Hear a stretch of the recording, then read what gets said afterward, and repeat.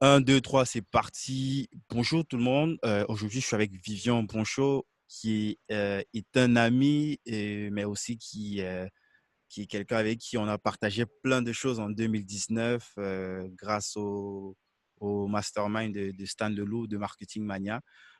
Aujourd'hui, j'ai invité Vivian pour parler déjà de ses projets perso parce qu'il y a plein de sujets sur lesquels il est au-delà du fait qu'il a aussi comme une sorte de bras droit pour Romain Collignon. Il va nous parler de tout ça, mais je propose pour commencer que tu te présentes, Vivien. Oui, bien sûr. Alors, bonjour à tous et merci de m'accueillir sur ton podcast. Euh, alors, la question, c'est de me présenter, c'est ça? Ouais, c'est te Euh, présenter. ouais. Alors, en Toi, fait, j'ai. comment est-ce que tu te présentes pour la première fois? Comment tu expliques ça aux gens? Parce que c'est la grosse question à chaque fois quand tu es sur plusieurs sujets et Ouais, que tu rencontres des gens comme ça, peut-être dans un bistrot, il faut que tu te présentes. La grosse question, par où je commence, quoi? Qu'est-ce qui te vient en tête en premier? ouais, c'est la grosse question. J'essaie à chaque fois de simplifier parce qu'à chaque fois qu'on me demande, c'est une vraie galère pour expliquer. Effectivement, je suis sur plusieurs tableaux. Alors, premièrement, il y a tout ce qui est la partie investissement immobilier. J'investis en perso et actuellement, je suis dans une grosse vague d'achat. Je travaille également, comme tu disais, Guy, pour Romain Collignon. Mhm. Donc, ça fait maintenant 1 an et demi.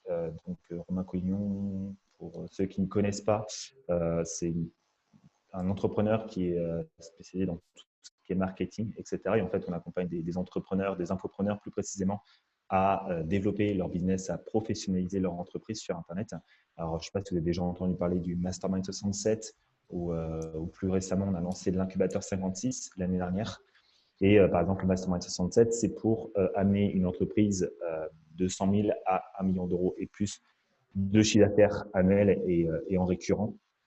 Et Mhm. aujourd'hui, c'est vrai qu'on accompagne de super personnes au sein du mastermind et même au sein d'incubateurs, c'est vraiment des super profils.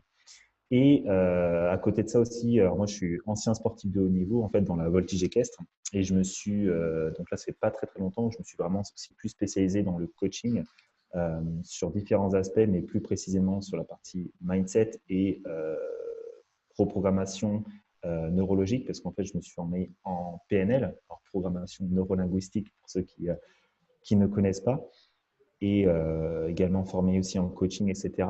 Et là, je suis du coup en train de lancer en parallèle aussi la partie coaching pour vraiment sur l'optimisation complète de qui nous sommes.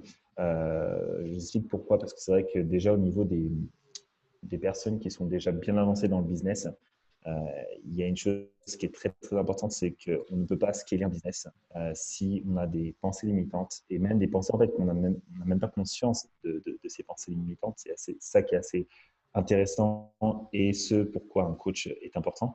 Mais surtout, j'ai besoin d'outils en fait pour pouvoir faire un switch mental vraiment très rapide euh, pour aider ces personnes à avancer. Donc il y a cette partie-là, mais il y a aussi une autre chose, c'est que pour ma part, en fait, je me vois un peu comme une sorte un peu de cyborg. En fait, pour moi, l'être humain, c'est une sorte de machine qui est complètement optimisable.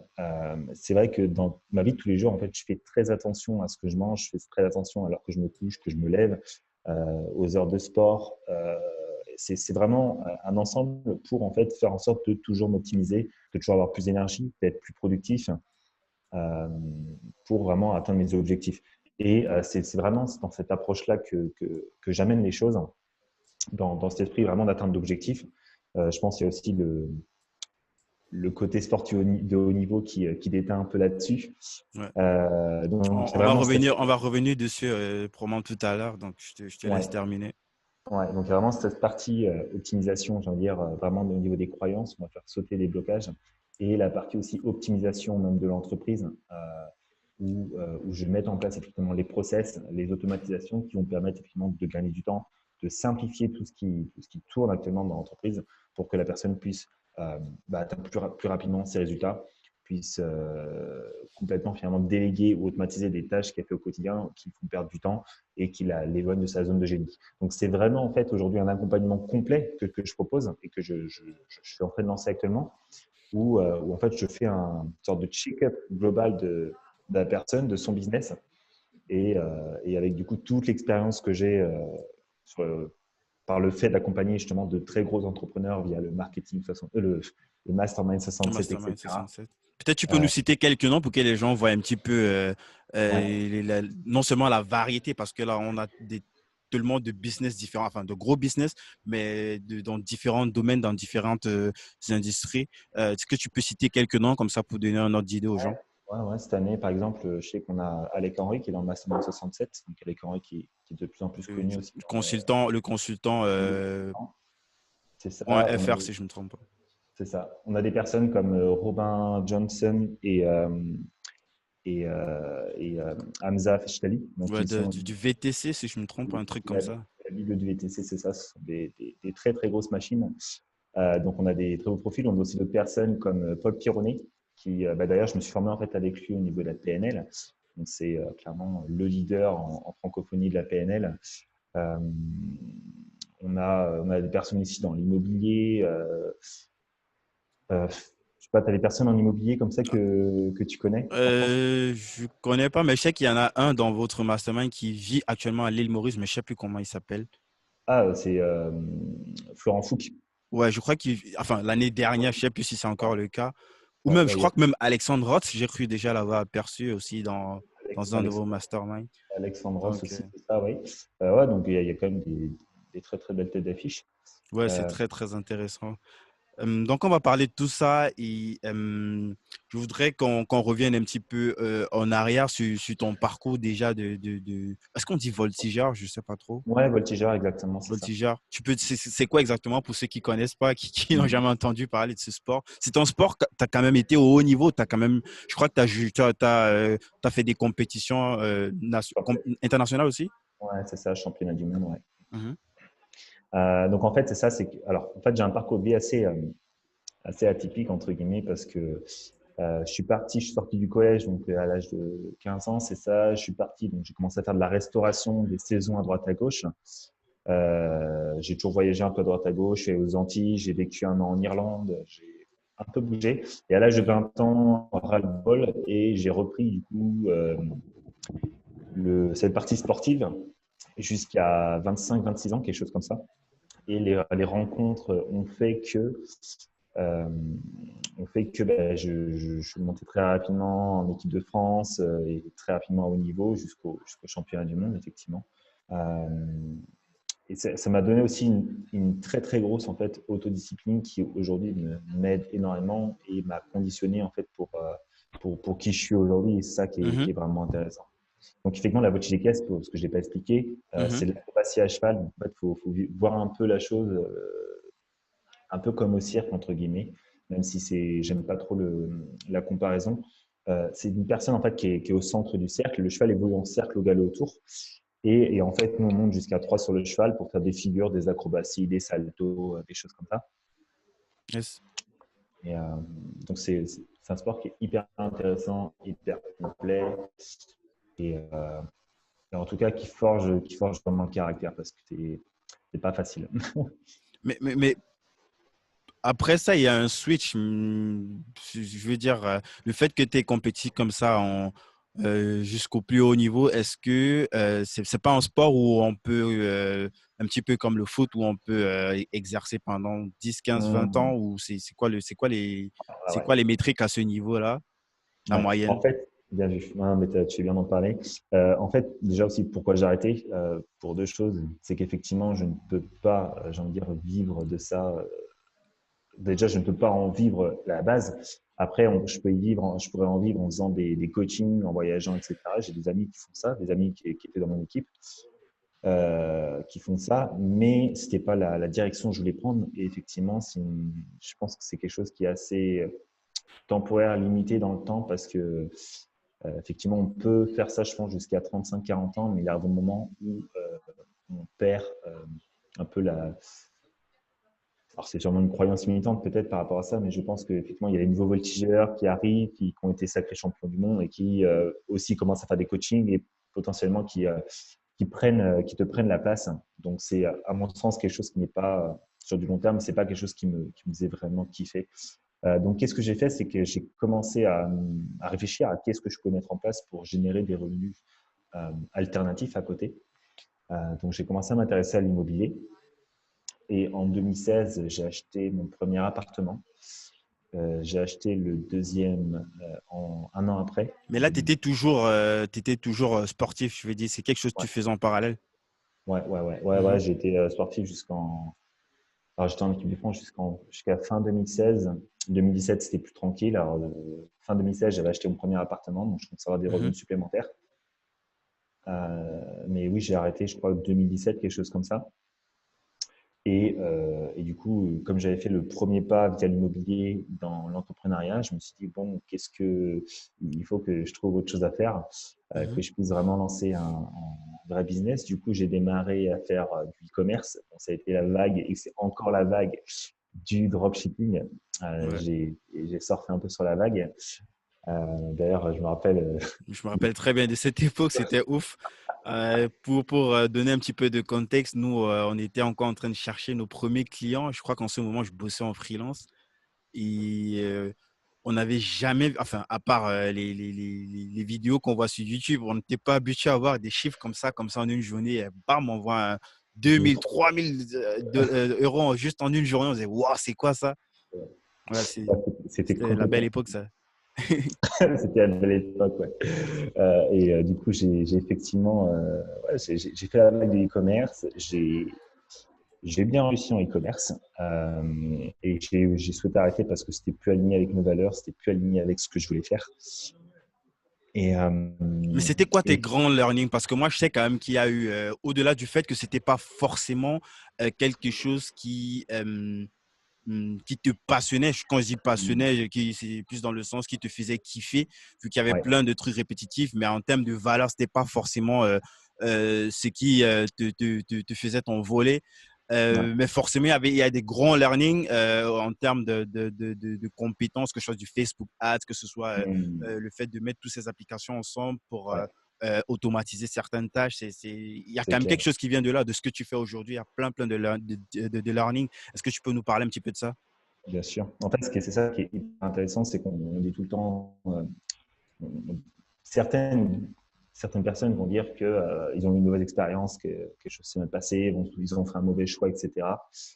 Mais en fait, en prenant du recul, et c'est vrai qu'en regardant en arrière, on se rend compte que finalement, tous les choix qu'on a fait et toutes les situations difficiles qu'on a vécues permettent d'être qui on est aujourd'hui. Et en soi, on n'aura pas pu devenir qui on est si on n'était pas passé par toutes ces étapes. Donc, en termes de learning, comme tu dis, que ça m'a énormément appris finalement sur toutes les bases marketing. J'ai énormément appris. Alors, j'ai beaucoup dépensé en formation.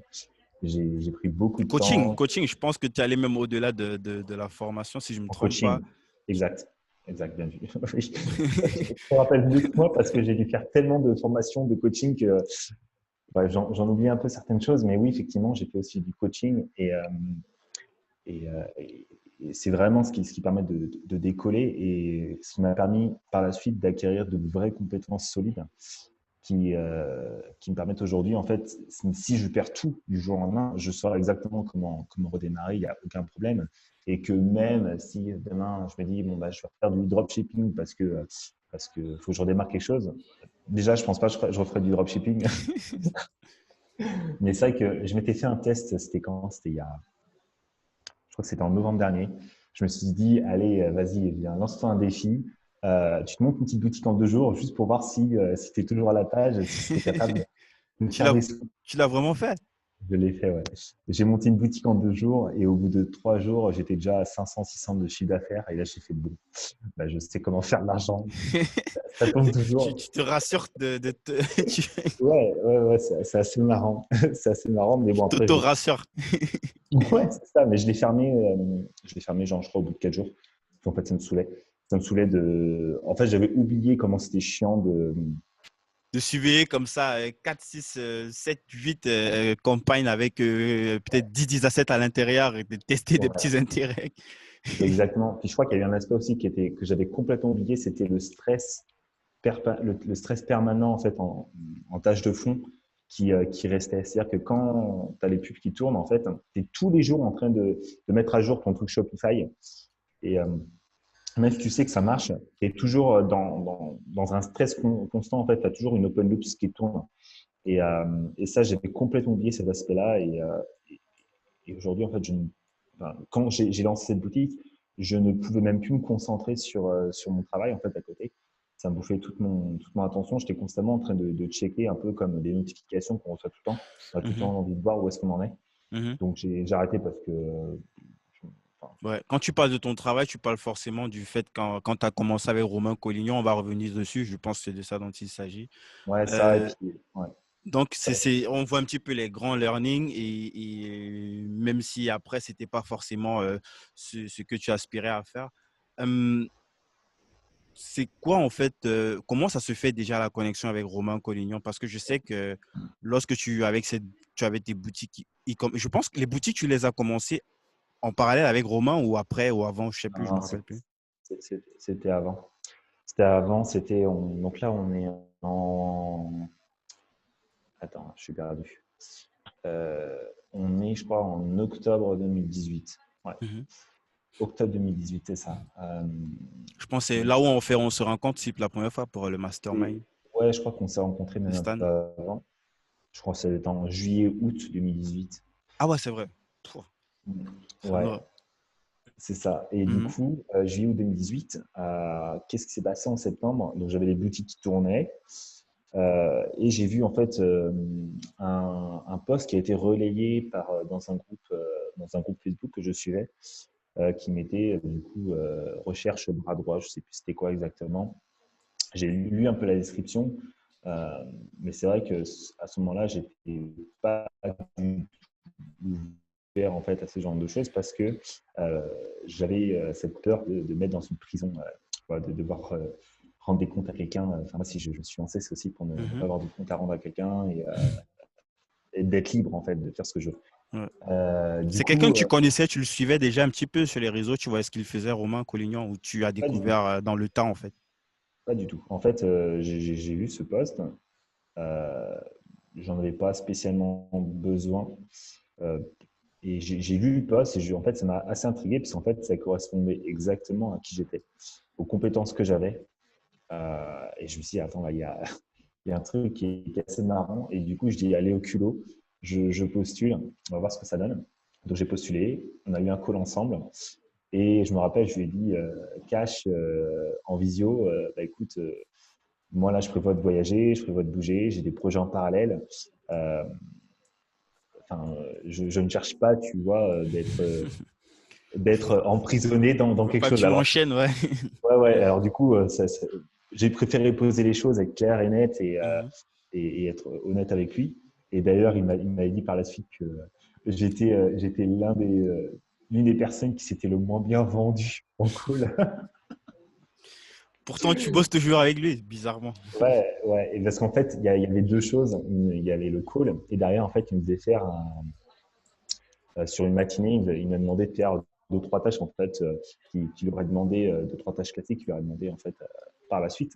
Ouais, genre pour te mettre à l'épreuve directement, quoi. Je crois que ça doit être une méthode qui vient du bouquin Roux. Si, Ouais, je crois que ouais, pour ah, je crois que c'est ça, rapidement. ouais. Ouais. C'est Mhm. ça. Et du coup, c'était genre le lendemain, bon, je t'envoie tout ça à 9h, et puis voilà, tu as ça à faire. C'était des choses comme, bah, on a un event à préparer, bah, faut que tu prépares tout, tu fasses la liste de tout ce qu'il y a Ouais. besoin, que tu contactes les prestataires, blablabla, tu fasses le devis. Enfin, voilà, puis même d'autres tâches, d'autres trucs comme ça. Puis même aussi, enfin bref, il y avait différentes choses. Et du coup, à 11h, j'avais tout envoyé. Et, euh, et en gros, il m'a dit par la suite, je me suis par la suite que déjà, il y a des personnes qui ont rendu ça, enfin, les personnes avec qui j'étais en concurrence ont rendu ça en fin de journée, d'autres le lendemain. Et en termes de qualité de travail, apparemment, ça n'avait rien à voir. Bref, la qualité de travail était exceptionnelle, selon lui. Mhm. Donc, il m'a dit, c'est vrai que je me suis pas du tout vendu en call, mais sur ce que j'avais à prouver, Celui à la partie opérationnelle, il y avait quelque chose, quoi. il y avait quelque chose qui disait, OK, il faut vraiment que je bosse avec lui. Donc, bah, ça s'est passé comme ça. On a démarré. Et bah, ce qui est cool, c'est que moi, j'avais posé un peu mes conditions, Mhm. effectivement, que moi, je développe mon truc à côté aussi, que je ne veux pas qu'on me dicte mes horaires que j'ai à faire, que je m'organise comme je le souhaite.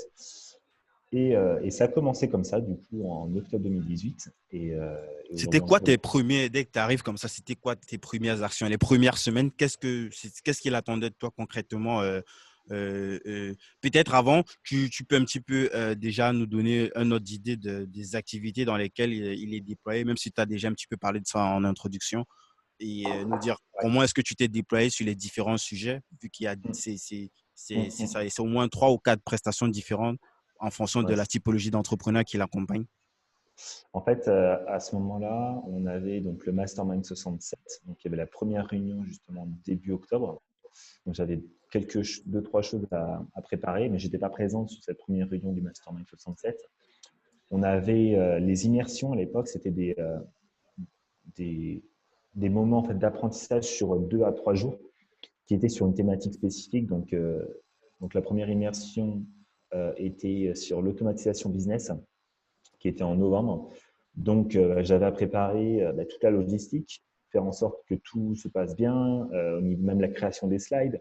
Mhm. C'était également la gestion des prestataires sur place. Voilà, il y avait pas mal de choses, même si pour lui, c'était tout nouveau parce que j'étais la première personne de son équipe. Et, euh, et du coup, il y avait des choses qui fonctionnaient pas, il me donnait des Mhm. informations, mais il m'en manquait. Enfin bref, on s'est un peu, comment dire, mis au diapason au fur et à mesure. Mhm.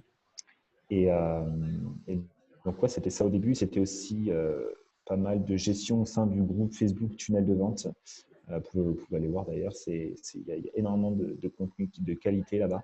Ouais. Pour moi, c'est le groupe le mieux, c'est le meilleur groupe Facebook que j'ai jamais vu, hein. T'es dans ce groupe, tu as l'impression que tu es dans un forum privé. Pourtant, c'est Facebook, mais c'est tellement Ouais, de contenu, en plus de contenu de qualité, gratuitement, avec des entrepreneurs. Enfin, avec les noms qu'on a cités il y a quelques minutes, on peut avoir une autre idée de ce dont il s'agit. Un vrai ouais, engagement, les gens ils répondent aux questions. Il n'y a pas mieux pour quelqu'un qui peut-être qui part de zéro, quoi. Juste de regarder ça, tu as plus ou moins une idée de par où est-ce que tu peux commencer et puis plus tard perfectionner et voir scaler plus tard, quoi. exactement. Il y a vraiment il y a vraiment une audience de qualité Mm. et vraiment des super experts. C'est vraiment une super communauté. Mm. Donc, C'est il y depuis, je avait. crois, ça fait au moins que 5 ou 6 ans, ça fait très longtemps. Il n'y a pas beaucoup de personnes, hein. Je crois qu'on est moins de 2000 personnes Ouais, parce qu'il y a vraiment un filtre. On se rassure que ben, les personnes qui rentrent, ben, ils répondent à une certaine. Pas qu'ils sont forcément experts, mais au moins, c'est pas, je sais pas, des gens qui vont spammer tout le temps, qui viennent chercher des clients dans ce groupe, par exemple. Euh, exactement. ouais. En fait, c'est vrai que les posts qui passent, les posts qu'on approuve, c'est que des posts qui amènent de la valeur pour la communauté. Sinon, c'est que les posts de Romain. Il y a également d'autres choses là, qui vont arriver. Mais c'est vrai que en termes de gestion du groupe Facebook, ça m'a aussi énormément appris sur qu'est-ce qu'il faut faire pour avoir une communauté qui te suit, qui est fidèle et d'avoir que des gens de qualité. Non, tu apprends énormément et c'est là que tu te rends compte que ce n'est pas la quantité qui fait la Ouais, qualité. ça, Enfin, c'est la preuve. Pas avoir meilleur comme ouais. ça, c'est la preuve que vraiment, ça sert à rien d'aller. Pas que ça sert à rien, mais avec juste une petite poignée de personnes, 2000 personnes, ben, Mm. ça peut faire des chiffres de ouf, quoi. Ouais, Et réciproquement, parce que ces personnes, elles sont là parce qu'elles ont une certaine valeur qu'elles ne retrouvent pas ailleurs. Donc, c'est logique quelque complètement. part. Complètement. Et c'est ça qui est assez intéressant, c'est qu'aujourd'hui, on arrive vraiment dans une ère de high impact. Et, Mhm. euh, et c'est vraiment, on arrive vraiment là-dedans de donner un maximum de valeur en fait gratuitement à nos clients, en fait, à nos prospects, Mhm. aux personnes qui nous suivent. C'est vraiment une communauté. Et c'est également ce que je suis en train de mettre en place là, sur, par exemple, la page Instagram, etc. C'est Mhm. qu'aujourd'hui, il y a tellement d'informations qu'il faut savoir se démarquer, il faut savoir montrer sa personnalité et on arrive vraiment dans le personal branding, mais aussi on est vraiment sur du human to human, quoi. Ah, c'est complètement logique, je partage, hein, parce que ben, à la fin, quel que soit ce que tu vas lancer ou les segments dans lesquels tu vas te lancer, juste en partant de ton propre personal branding, tu peux directement créer une audience dédiée au segment, au nouveau segment dans lequel tu te lances. Donc, je partage complètement. Exactement. Euh, pour revenir maintenant à tes rôles aujourd'hui, parce que c'est que là, entre-temps, tu as monté une team pour Romain Collignon. Si tu es plus manager aujourd'hui Mm. qu'opérationnel, même s'il y a des En fait, ouais. automatisations. En fait, il y a pas mal de choses. C'est que, alors, j'ai recruté, j'ai envie de dire, on a recruté parce que c'est moi-même et Romain. On travaille toujours en équipe. Mhm. Et c'est vrai qu'il y a une grosse structuration même au sein de l'entreprise. Euh, on arrive vraiment dans une ère de professionnalisation et c'est ce qu'on enseigne d'ailleurs au sein de l'incubateur 56 et du Mastermind 67, donc les deux programmes de Romain. On arrive vraiment dans une structuration qui se rapproche en fait de multinationales, etc. Pour scaler, en fait, si on veut scaler une entreprise à plusieurs dizaines de millions d'euros de chiffre d'affaires, on est obligé de passer par là. Donc effectivement, on a recruté des personnes sur différents rôles, du community manager, on a un closer, on a quelqu'un qui s'occupe du funnel. Moi, je suis sur toute la partie organisation événementielle aussi, je chapeaute un peu tout ça. On a quelqu'un sur la finance, sur les relances factures, etc. En fait, c'est tous ces rôles que moi je faisais avant. On les a tous redispatchés. Et c'est vrai qu'aujourd'hui, moi, je me concentre beaucoup plus sur mettre en place ces process, m'assurer que tout le système fonctionne, est automatisé et que, en fait, chaque personne est vraiment dans sa zone de génie. Et en fait, ce que je fais du coup avec Romain, c'est maintenant, comme j'expliquais, ce que je fais aussi avec mes clients sur ce que je suis en train de développer, c'est exactement la même chose. En fait, on est sur de l'optimisation constante. On est également, là aussi, je vois qu'il y a un vrai besoin là-dessus. C'est qu'il y a énormément d'infopreneurs qui démarrent, etc. sur Internet, c'est génial. Sauf que il y a une méconnaissance de l'atteinte des résultats de leurs clients. C'est-à-dire qu'ils ne prennent pas suffisamment complètement conscience de la psychologie des clients, de qu'est-ce qui fait, quels sont les patterns d'échec à telle ou telle partie de la formation. Et nous, dans l'incubateur, on est vraiment dans cette recherche constante d'optimisation, puisqu'en fait, plus les clients ont de résultats et meilleure la pub est. Et plus les gens en fait, vont rester au sein de l'entreprise et vont scaler en fait, sur les produits d'après. Donc aujourd'hui, à mon sens, il y a beaucoup trop de personnes qui lancent des produits. À mon sens, aujourd'hui, juste des formations vidéo, ça ne suffit plus. Les gens ont beaucoup trop d'informations gratuites de partout, commencent quelque chose, procrastinent, ne font pas les choses à fond.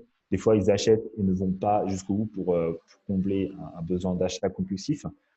Et aujourd'hui, moi, là aussi, où j'interviens, c'est vraiment de restructurer qu'est-ce qui fait, comment on peut faire pour qu'on optimise le chemin de A à Z en fait, du client qui achète le programme d'accompagnement pour qu'il ait les résultats et qu'il atteigne la promesse de fin. Et pour ça, en fait, ça passe effectivement par plein de process, plein de nouvelles choses à mettre en place, mais également une remise en question même du fondateur de la formation, parce que derrière, il y a énormément de croyances limitantes qui se jouent.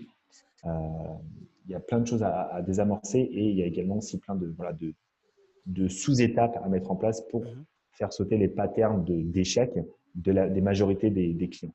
Yes. Je vais juste peut-être ajouter quelque chose à ce que tu as dit tout à l'heure concernant, parce que tu parles beaucoup d'automatisation et d'optimisation, mais pour que les gens comprennent bien, c'est pas juste ils débattent comme ça sur un business et ils commencent directement les process d'optimisation et d'automatisation. On parle des process qui ont déjà fait leurs preuves, qui fonctionnent, qui sont viables, qui font un certain chiffre, il y a un seuil, il y a certaines métriques de base en fait. Et l'idée, c'est d'optimiser ces process afin d'atteindre des résultats, des objectifs beaucoup plus enfin, exponentiels, quoi, pour que ça monte le plus rapidement possible. Quoi. Parce que 0 fois 1 million, c'est toujours 0. Donc, on parle des trucs qui sont déjà viables, qu'on optimise et qu'on automatise pour avoir encore beaucoup plus de résultats que ce que l'on a déjà. Quoi. Donc, il ne faut pas que les gens ils pensent que on parle juste d'automatisation ou d'optimisation comme ça en l'air pour aussi des trucs qui ne sont pas encore fonctionnels. Quoi. Exactement. C'est intéressant ce que tu dis. Puis il y a une chose que j'aimerais rajouter par rapport à ça, c'est que on optimise. Alors, avant de passer dans une phase d'optimisation, on va déjà parler de où est-ce que la personne veut aller. Je pense qu'aujourd'hui, il faut vraiment partir dans un état d'esprit d'écosystème. Si aujourd'hui, on veut avoir un business pérenne et vraiment exploser les scores, il faut partir dans une idéologie d'écosystème. C'est-à-dire que la personne va rentrer d'un point A et va rester dans cet écosystème selon toute son évolution et tous les besoins futurs en fait, qui vont apparaître. Et cette partie optimisation, effectivement, alors la partie structuration des équipes, c'est quelque chose qui est relativement commun à toute l'évolution des business. Maintenant, la partie automatisation, c'est vraiment du cas par cas. Parce qu'il il y a des personnes qui voudront plus s'attaquer à telle partie, plus par exemple sur tel réseau social, etc. Selon tout ça, en fait, Mhm, il faudra mettre en place certains systèmes qui seront différents selon les valeurs de la personne, selon aussi sa vision, où est-ce qu'elle veut aller. mhm. Euh, et c'est vrai que en fait, tout part de où est-ce que veut aller finalement le chef d'entreprise, en fait. Ouais. En amont, quoi, il y a plein de trucs. Et le problème, c'est que généralement, on n'y pense pas forcément au début, tu vois. Au début, Mm. tu as les mains dans le cambouis, tu es en mode, ouais, Ouais, il faut peut-être travailler plus sur le produit ou bien travailler plus sur ouais. l'acquisition. Mais quelque Mm. En part, fait, ouais, il y a un level, en fait, que généralement, il faut revenir depuis la jeunesse pour définir même, ne serait-ce les valeurs, comme tu l'as dit précédemment. Et ça permettrait plus facilement pas mm, facilement, mais ça aide un petit peu lors de la prise de décision on atteint un certain palier et qu'il faut rapidement c'est ça. agir, quoi, être agile et taper juste, aller droit au but, quoi. Ouais, ouais, ouais, complètement. Parce qu'en fait, c'est quelque chose que je vois au jour le jour, même tu vois, dans Mastermind, des personnes qui ont des business à 6 chiffres, voire 7 chiffres. Euh, la croissance, elle est vraiment liée à son leader, quoi. Et, euh, et c'est vraiment comment la personne perçoit son business et ses capacités que le business va évoluer selon cette vitesse. La vitesse de comment la personne perçoit son business et là où elle veut aller. Et il y a une chose assez intéressante de se demander, c'est que quand on arrive à un certain stade, Mhm. c'est de se dire, OK, là aujourd'hui, ton business tourne comme ça, bon, il y a des choses à améliorer, etc. Mais imagine que tu as 100 fois plus, ton nombre de clients, tu fais fois 100 ou fois 10. Tu fais fois 10, fois 100, idem en termes de revenus, tu fais fois 10. Euh, Selon toi, quelle est la première chose qui va péter dans ton business? Et le simple fait en fait de se dire, OK, là, si par exemple j'ai 10 fois plus de clients aujourd'hui, quelle est la première chose qui va péter? Moi, je vais Et penser plus à la délivrer. Est-ce que je réussis à délivrer alors dans ce cas, c'est OK, est-ce que j'ai réussi à délivrer? Dans ce cas, tu remets ouais, en pas le question tout, même. le tout n'est pas de vendre, tu vends, mais comment est-ce que je délivre en fait si généralement ce sont des trucs, si on part peut-être sur des programmes de coaching, Bien sûr, tu peux coacher 10 personnes et ça c'est un exploit déjà, mais tu peux pas coacher 100 personnes, tu n'as que 24 heures, tu n'as que… exactement. Et ça, c'est en fait une question qui est hyper puissante parce qu'en fait, tu vas dire, OK, comme tu le dis, je vais pas pouvoir délivrer. Donc, la première chose à faire, finalement, c'est t'entourer de quelqu'un. Comment je peux faire pour délivrer davantage? C'est peut-être recruter du monde dans ton équipe. Alors, OK, mais non, ça me fait peur. OK, donc là, tu commences à toucher une croyance limitante. On va commencer à travailler dessus. Pourquoi tu as peur? Enfin, pour quelle raison? Et ainsi de suite. Tu vois, qu'est-ce qui se joue dans les plans? Et ainsi de suite.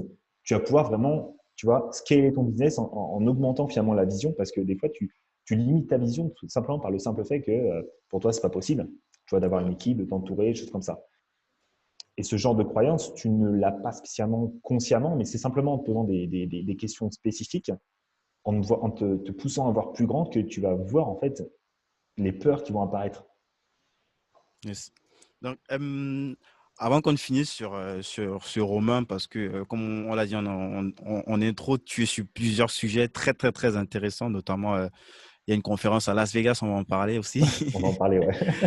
Je voulais que tu me dises un petit peu, c'est quoi est-ce que tu KPI? C'est quoi? Est-ce que tu as comme ça des métriques bien spécifiques quand tu te lèves le matin? C'est par ça que tu commences avant de donner peut-être des trajectoires aux différentes activités sur lesquelles tu vas.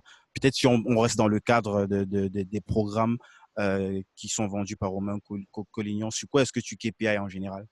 Hmm. Déjà, première chose, ben moi je me lève un peu comme toi aussi, Guy, sur les coups de 6 heures à peu près. Sachant que là, je viens de lancer la page Insta, je viens d'ajouter une nouvelle action en fait le matin. Donc je me lève, je vais à WeWork et en fait, je suis tout seul dans cet espace et ça me permet de pouvoir faire toutes mes tâches créatives. C'est-à-dire d'écrire mon contenu, de rédiger un peu toutes les choses comme ça qui me viennent parce qu'en fait, la phase créative, elle est généralement 1 heure et demie après notre réveil. Mhm. Et sur une durée d'à peu près 3-4 heures, je ne déjeune pas le matin. Je fais très attention à ça. Le midi, je vais faire du sport. Et donc, en fait, alors, j'avance un peu, mais pour revenir au matin, donc Mhm. effectivement, je fais ça. Et généralement, je bosse et ça à peu près de 7h, 7h30 jusqu'à 9h, 10h, où je suis vraiment dans ma phase créative. Et à partir de là, en fait, je regarde un peu ce qui se passe sur le business à Romain, je regarde mes mails, je prends un peu la température de la journée, je note les projets importants. Et selon ça, en fait, je cale les projets selon mon énergie, selon ce qui va me prendre selon ce que les tâches vont me prendre en énergie, également la typologie de tâches, puisque je ne vais pas mettre des tâches où je suis dans l'automatisation en même temps que la créativité. Parce qu'à chaque fois, si c'est la reconnexion neurologique, je dois me connecter à un autre circuit neurologique et à chaque fois, ça te prend de l'énergie. Et comme je suis dans l'optimisation et je fais attention à tout pour être le plus efficient possible, je cale mes créneaux en fait de travail pour la journée et, euh, et donc voilà un peu. Est-ce que tu as des données, des métriques comme ça bien spécifiques sur lesquelles tu sais que ben, est-ce que, par exemple, tu te lèves comme à l'époque du dropshipping, tu vois, parce que j'imagine que Romain, il doit faire quand même de l'acquisition aujourd'hui où il est juste focus sur les clients qui sont déjà dans ces différents programmes. Est-ce que tu te lèves le matin, tu regardes ton business manager et tu regardes, oh, on a été en Euh, temps de lead. non, c'est pas moi qui m'occupe de ça. C'est plus moi qui m'occupe de ça. Non, non, c'est là, ça c'est délégué, c'est quelqu'un d'autre qui fait la pub Facebook. Je m'occupe plus de ça. Ok. Ok, excellent. Ok, ben, on parlait justement du fait qu'en parallèle, il y a plein de segments sur lesquels déjà tu t'es fait former et tu t'es lancé aussi dans cette typologie d'accompagnement, Ouais. notamment via la PNL. Mm, C'est déjà pourquoi est-ce que c'est vrai que mm, c'est vrai que peut-être on a envie de dire c'est la suite logique généralement quand tu as déjà commencé à creuser un petit peu sur tout ce qui est mm. psychologie. Tu vas très rapidement arriver sur la partie neurologique et voire même d'autres vont parler d'hypnose et tout. Mais toi, comment est-ce que tu tombes dans ça? Est-ce que tu as Ouais. tu t'es fait influencer? Est-ce que c'est du Romain Collignon peut-être? Pas du tout. Pas du tout, pas du tout. En fait, la véritable histoire, c'est que quand j'étais en équipe de France et que je Je, commençais à je te coupe, coacher. hein, je parle de Romain plus parce que je sais qu'avant, si on laisse Mastermind 67 tout le début, il s'est fait connu plus par son autre projet, le décodeur du non-verbal, Ouais. qui avait plus de traits à la psychologie et la gestuelle. Mm, Et on pourrait se dire que ouais, peut-être il pourrait avoir une influence par là de cette première activité qu'il avait à l'époque là, pas où il du n'y a tout. pas de lien du tout. Ok. Ouais, ouais, ouais. Non, je vais raconter un peu l'histoire. C'est qu'effectivement, quand j'étais en équipe de France, il y a un truc qui est assez bizarre en fait, c'est que j'avais cette faculté à comprendre ce qui se passait dans le corps des personnes et dans la tête des personnes. Je coachais les plus jeunes en fait, et je ne savais pas comment, mais je savais exactement ce qui se passait dans le corps de la personne, dans la tête de la personne. Je savais ce qu'elle pensait, je savais ses peurs, en fait, je ressentais ce qui se passait. Et je savais comment je devais amener la chose pour que elle réussisse le mouvement, l'exercice, parce que je comprenais sa musculature, je comprenais comment elle fonctionnait. Je serais incapable de t'expliquer pourquoi, comment, mais je crois que j'ai un peu cette faculté de voir les failles du système, que ce soit dans le corps humain, dans la tête des gens, comme dans un système, une entreprise, assez rapidement. Je crois que j'ai vraiment, je pense que c'est ma zone de génie que j'ai développée depuis tout petit où j'observe beaucoup les choses en fait. Je m'interroge sur beaucoup de choses et, euh, et en fait justement c'est assez naturellement où je me suis dirigé là-dessus. C'est-à-dire que pendant les réunions mastermind, on a ce qu'on appelle les hot seats. Donc les Mhm. personnes en fait passent à tour de rôle et exposent leurs problématiques devant tous les autres. Et très, très souvent en fait, le fait que le problème n'est pas lié à une question de stratégie, parce que les stratégies, alors il y a des super stratégies nouvelles, etc., mais c'est très souvent à 90% une question de mindset. C'est Ouais. un problème, une problématique qui se joue dans la tête. Et à chaque fois, en fait, j'arrivais je ne disais pas spécialement, j'étais là en arrière-plan, moi je gérais mes trucs, mais je voyais ce qui se joue en arrière-plan, en fait. Je comprenais ce qui se passait dans la tête de la personne. Et là, je me suis dit, putain, c'est quand même fou. C'est quand même fou que j'arrive à percevoir tout ça. Et en avril, on était donc à la Et réunion. pour compléter ça, on en a fait aussi, si tu te souviens, plein de hot seats. Et c'est une particularité, pas seulement moi, les autres mecs qui étaient dans notre mastermind, ce qu'on te faisait voir à chaque fois que waouh, mais là, tu m'as scanné complètement. Là, moi, j'étais là, je pensais que mon Ah ouais, problème, putain. c'était tel truc que j'arrivais pas à intégrer dans tel outil. oublie les Ouais, outils, oublie tout ça, revenons à l'essence même et tout. Ça, c'est donc je peux complètement confirmer cela. Et puis, c'est donc, vrai, j'avais complètement oublié ça. ouais, Ouais, on en faisait en plus une fois par semaine. D'ailleurs, c'était une fois par ouais, semaine. fou. Et ouais, ouais, exact, exact. Et du coup, en avril, on était à l'île Maurice. euh, et, euh, et donc, en fait, on a quelqu'un dans le Sûrement mastermind. une immersion pour, sûrement c'était une Non, immersion. c'était une réunion, c'était une réunion du mastermind 67. Ok. Donc la troisième réunion de l'année, et on était avec, enfin, il y a un membre du mastermind 67 qui s'appelle Arnaud Sebal, qui fait de la Gestalt thérapie. Donc c'est une C'est autre quoi ça? manière, c'est une, euh, J'ai jamais entendu ça. Et il vit de ça. ouais, ouais, ouais, il a une école de Gestalt thérapie. Enfin bref, c'est un monstre. Mais en gros, C'est incroyable tous les métiers qu'il y a dans dans vos programmes de de ouf. formation. Mais en gros, pour te dire, la PNL s'inspire aussi. Il y a un peu de Gestalt dans la PNL. Il y a un peu de l'analyse transactionnelle. Ça te parle aussi peut-être? Pas du tout. Non. Bon, bah, ça va sûrement parler à peut-être des personnes de l'audience, mais effectivement, ce sont des types de thérapies qui sont hyper intéressantes. Et donc, du coup, pendant la réunion d'avril, en gros, il a juste allumé tous les membres du mastermind, dans le sens où chaque personne passait en haut de site. En Mhm. deux, trois questions, le mec, il te touchait à corde sensible et c'était fin du game. Ok, on avait trouvé le point faible, tu vois. Mhm. Et là, j'ai fait putain, ce mec, il est incroyable. Et tu vois, il arrivait encore plus rapidement que moi, tu vois, à toucher en fait le truc qui avait pas quoi. Et on était tous là en mode genre, ouais, c'est trop puissant quoi.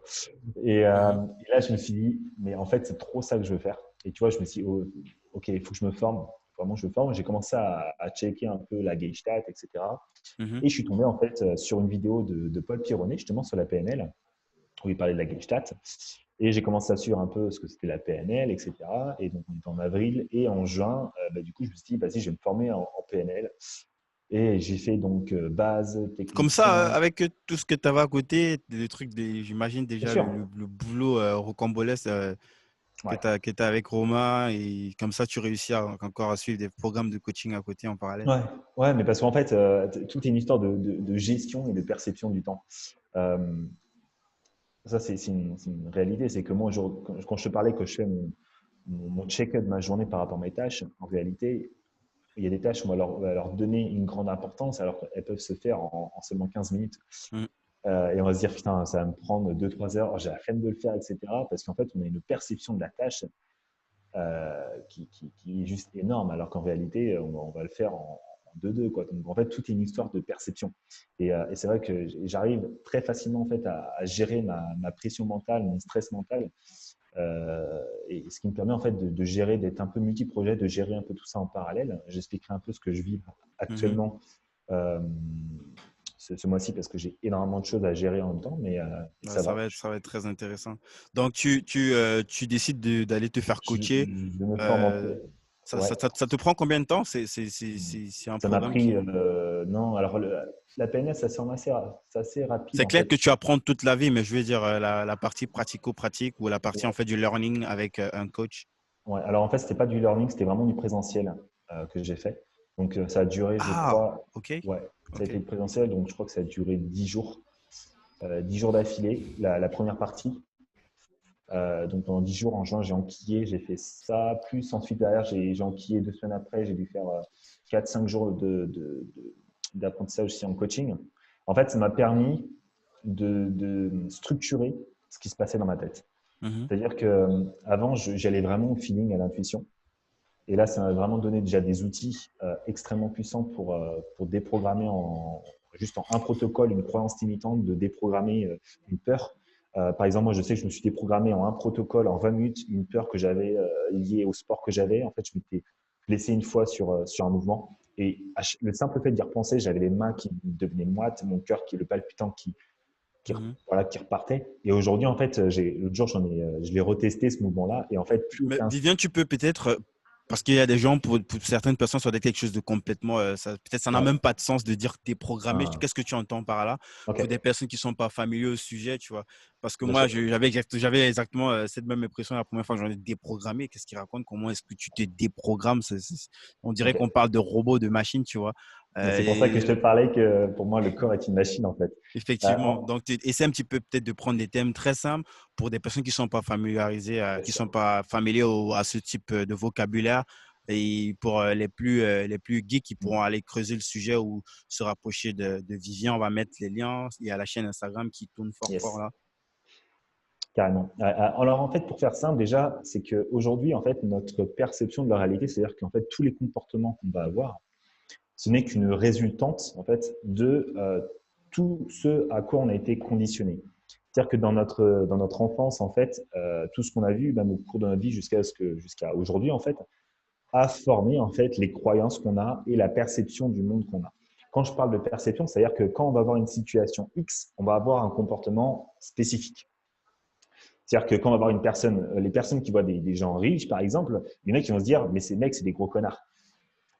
Et ça va générer en fait une émotion spécifique dans notre corps liée à cette situation. Mais cette émotion, en fait, c'est simplement un filtre qu'on a posé par rapport en fait à ce qu'on a vécu en fait dans notre enfance, à ce qu'on a vécu en fait dans le passé. Du coup, on a posé en fait un filtre. Ce filtre-là, en fait, ça permet à notre cerveau, en fait, à notre subconscient, de traiter une information rapidement. C'est-à-dire qu'en fait, on fait des généralisations.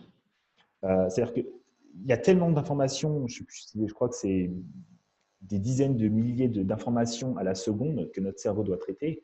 S'il devait traiter chaque information tout le temps, en fait, il épuiserait toute son énergie. Ouais. Donc, en fait, pour hacker finalement ça, il met des filtres, en fait. Il fait des généralisations par rapport à ce qu'il a déjà vécu. C'est-à-dire que toute la data qu'il a enregistrée, c'est dit, OK, sur ce type de situation, je vais avoir tel type de réaction. Et en fait, on consolide en fait ça et en fait, on crée ce qu'on appelle des circuits neurologiques. Mhm. C'est-à-dire que on va en fait, à chaque fois qu'on va avoir une telle situation précise, en fait, directement, on va avoir la réaction qui est connectée, sans réfléchir. C'est vraiment des réactions inconscientes, des Automatique, réactions quoi, ouais. C'est une automatiques. sorte de réflexe Exactement. inné, ouais.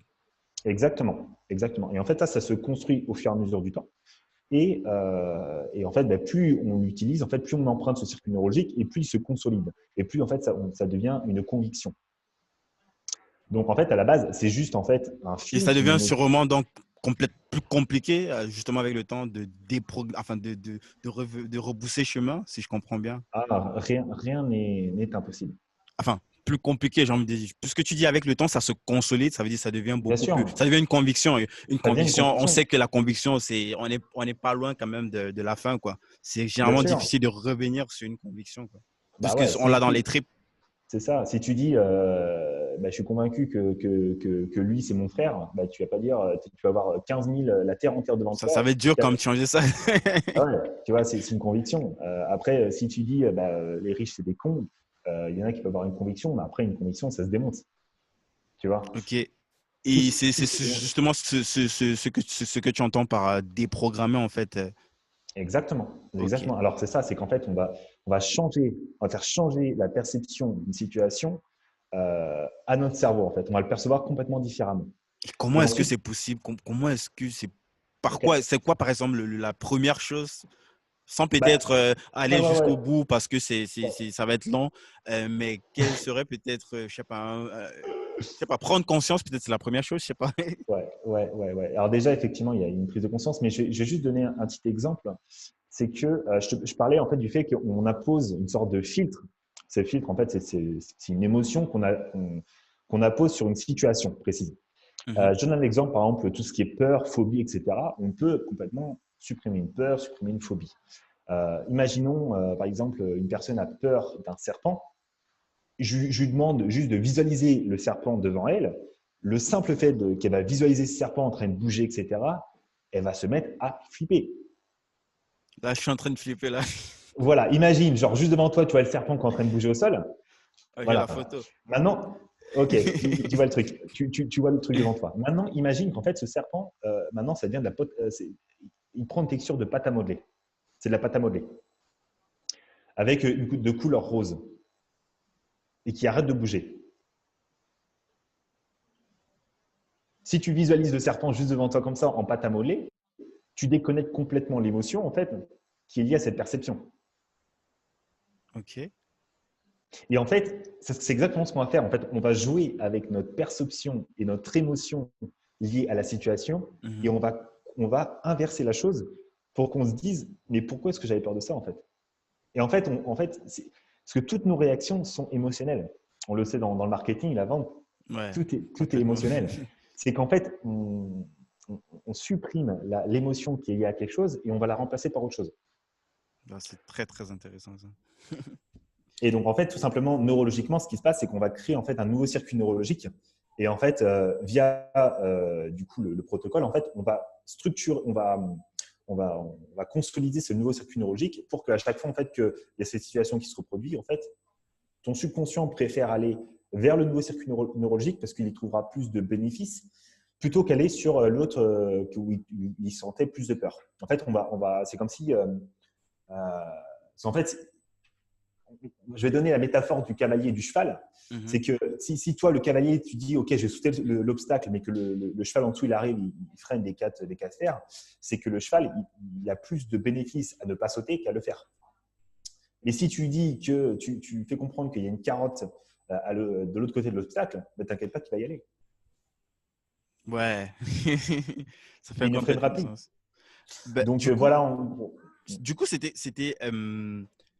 c'était quoi ton objectif d'aller suivre ce truc? Est-ce que c'était plus pour, euh, pour déjà ta propre perception de toi-même sur le monde qui t'entoure ou peut-être pour te perfectionner dans ce que tu faisais déjà avec Romain et plus sur peut-être d'autres sujets qui te tiennent plus à cœur, quoi, des projets perso? Ouais. Est-ce que tu étais convaincu déjà du fait que cette compétence va me permettre d'aller peut-être plus sur ce segment? Mm. Effectivement, il y avait aussi une approche de me dire qu'il fallait que je structure ce qui se passait dans ma tête, il fallait que je comprenne en fait comment instinctivement j'arrivais à percevoir des choses que d'autres ne percevaient pas, Mhm, que j'apprenne à structurer finalement la manière dont j'analysais les gens. mhm. Mais il y a une autre chose derrière ça, c'est que ça me rend fou en fait moi d'entendre des personnes qui me disent que c'est pas possible. Euh, pour donner un exemple, par exemple au niveau de la voltige, après 6 mois de pratique, j'ai fait une chute, je me suis fracturé le plateau tibial au niveau du genou. Bon, Et mon chirurgien, mon kiné m'a dit, tu ne c'est pourras plus fini. jamais refaire de compétition, c'est fini. Sauf que pour moi, c'était impossible, c'était inconcevable. J'avais la conviction que mon genou allait se remettre et que ça allait repartir et que j'allais pouvoir refaire exactement tout ce que je faisais auparavant. Et ce qui est marrant, c'est que bon, le chirurgien m'a opéré et après 1 mois et demi de Rééducation. rééducation, j'ai commencé à remarcher sur le tapis et j'ai commencé même à courir le premier jour. Et mon kiné m'a dit, mais attends, dans 15 ans de carrière, je n'ai jamais vu ça, quoi. Il a regardé les radios, il s'est dit, mais putain, mais c'est incroyable. C'est incroyable. Sauf que moi, je dis, mais je le savais. Bon, après, j'ai bossé comme un dingue, hein. Je veux dire, quand j'étais en Mhm. rééducation, j'y allais comme un bourrin, quoi. J'étais obsédé par l'idée, OK, je me remets sur pattes, je me remets sur pattes. J'ai 2 mois, j'ai 2 mois et demi là, j'ai 2 mois et demi pour me remettre sur pattes. Et quand je suis retourné les voir après qu'on a fait le champion du monde, qu'on a eu le titre, ils m'ont dit, mais c'est incroyable. C'est incroyable. Je veux dire, normalement, c'est pas normal. Tu n'aurais pas pu faire ça. Et ça m'a vraiment planté une graine de me dire, mais quand tu es convaincu, tu peux vraiment modifier en fait la régénération de ton corps. Et après, bon, je ne vais pas rentrer dans l'explication des cellules parce que je me suis aussi beaucoup intéressé au fonctionnement des cellules. Mais Ça, c'est plus sur la partie comment est-ce que chimiquement tous ces réactions qu'on a dans la tête se produisent au niveau du corps. Ce qui, exactement. ok. Ouais, c'est vraiment très intéressant. Est-ce que tu aurais peut-être quelques ressources comme ça pour les gens qui veulent un petit peu creuser le sujet? Ouais, Peut-être des bouquins, je sais pas, ou des podcasts ou des ouais, articles. moi, ce que je vous conseille, c'est de creuser le muscle du bien-être de euh, Mehdi. Euh, c'est la méthode SANE, S-A-N-E, c'est Ah, je Magniesam. vais chercher Voilà. ça. Je vais mettre le lien en description pour Ouais, les c'est personnes qui veulent creuser ça. Magniesam, le muscle du bien-être. Ouais, Mhm, il y a ça. Déjà, ça ouvrira un peu les idées un peu à tout ça. mhm. à tout ce champ de possibilités et l'impact de nos émotions sur nos cellules et sur notre santé, quoi. Yes. Donc, 10 jours de coaching et c'était quoi la suite? Est-ce qu'il y avait un suivi? Est-ce que Ouais. tu… En fait, la PNL, c'est donc effectivement du présentiel. Il y a différents niveaux. Il y a le base, le technicien, il y a le praticien. Et en fait, tu commences à être diplômé à partir du praticien. Donc, le praticien, c'est 10 jours également. C'est 10 autres jours que j'ai fait en août. Mhm. Donc, j'ai enquillé en fait quasiment tout le parcours parce qu'il reste le maître praticien que je vais peut-être faire cette année, je vais voir. Mhm. Et plus tu avances et plus tu arrives sur des outils et des sensibilités qui sont très spécifiques. On arrive vraiment dans du détail très inconscient, hein, mais bref. Et donc, du coup, Troisième dimension. ouais, non, mais c'est assez ouf. On arrive vraiment on parle d'énergie collective, d'intelligence collective. C'est assez marrant. C'est dingue tout ce qui se passe et surtout quand l'expérimentes en Ouais. temps réel parce que je suis quelqu'un de très rationnel, très terre à terre et c'est ça que j'aime beaucoup aussi dans la PNL, c'est ce côté très terre à Immatériel. terre en fait, immatériel mais aussi très rationnel et très scientifique parce que j'ai horreur de tout ce qui est en mode tu vois, pensée positive, etc. Enfin, j'aime bien comprendre le pourquoi du comment en fait. Yes. Excellent. Euh, Donc, du coup, est-ce que tu bifurques sur du coaching après ça ou vraiment c'est en premier ce travail sur toi-même déjà pour ta propre perception de toi-même et tu essaies peut-être de pratiquer ça dans un- tes activités vraiment plus pro, peut-être chez Romain ou dans tes propres Ouais. Ouais, non, activités. en fait, j'ai directement qui est sur la partie pro parce qu'en fait, bon, moi, en fait, les outils, je les ai acquis, quoi. Je les ai acquis, je les ai bien intégrés et ça me permet, moi, au jour le jour, en fait, dès que je vois que j'ai un blocage ou quelque chose, que je vois que je suis freiné par quelque chose, par exemple, que je procrastine pour une tâche, que je manque de motivation, en fait, je sais complètement, en fait, m'auto-hacker et en l'espace de 15 minutes, en fait, je me reprogramme complètement et en fait, j'actionne. En fait, je ne suis Mhm. plus limité en me disant c'est la faute de ci, de ça, et je ne suis plus en fait euh, passif par rapport à ma propre vie puisque je sais exactement comment m'auto-hacker pour atteindre mes résultats. Yes. Donc, est-ce que tu peux nous parler maintenant parce que là, ça veut dire que tu accompagnes maintenant des personnes Ouais. sur ces sujets-là. Je veux dire, au-delà, là, on n'est plus dans les activités qui concernent Romain Collignon Ouais, en tant ouais, que ouais. personne ou en tant qu'entreprise, mais complètement Mhm. détachée de Romain. C'est ça. C'est quoi les sujets sur lesquels tu bosses actuellement? Ouais.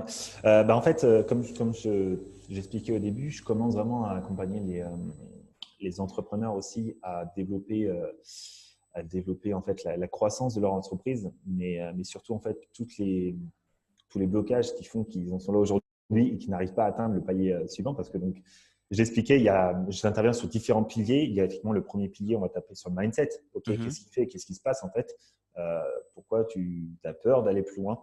On va également voir sur tous les autres piliers de la journée, effectivement, au niveau de ton énergie, comment Mhm. il organise sa journée, comment on peut optimiser tout ça. Et en dernier point, en fait, une fois que tout ça s'est clarifié, que là, on a vraiment une machine de guerre qui est prête à actionner, là, j'ai vraiment voir en fait au niveau du business, OK, qu'est-ce qui se passe, comment on peut simplifier, comment on peut automatiser les choses de manière à ce que la personne puisse vraiment En agir. fait, il n'y a rien de technique, il n'y a rien. Tu touches même pas au business dès le départ. Je veux dire, tu t'es pas Non, sur les machins, c'est quoi, comment tu convertis les leads. Tu vas non, parce direct déjà sur… que non, alors j'explique pourquoi. Parce que imaginons, j'arrive et je dis, OK, bah là, clairement, il faut que tu recrutes quelqu'un, il faut que tu recrutes tel type de personne qui va t'aider sur telle tâche.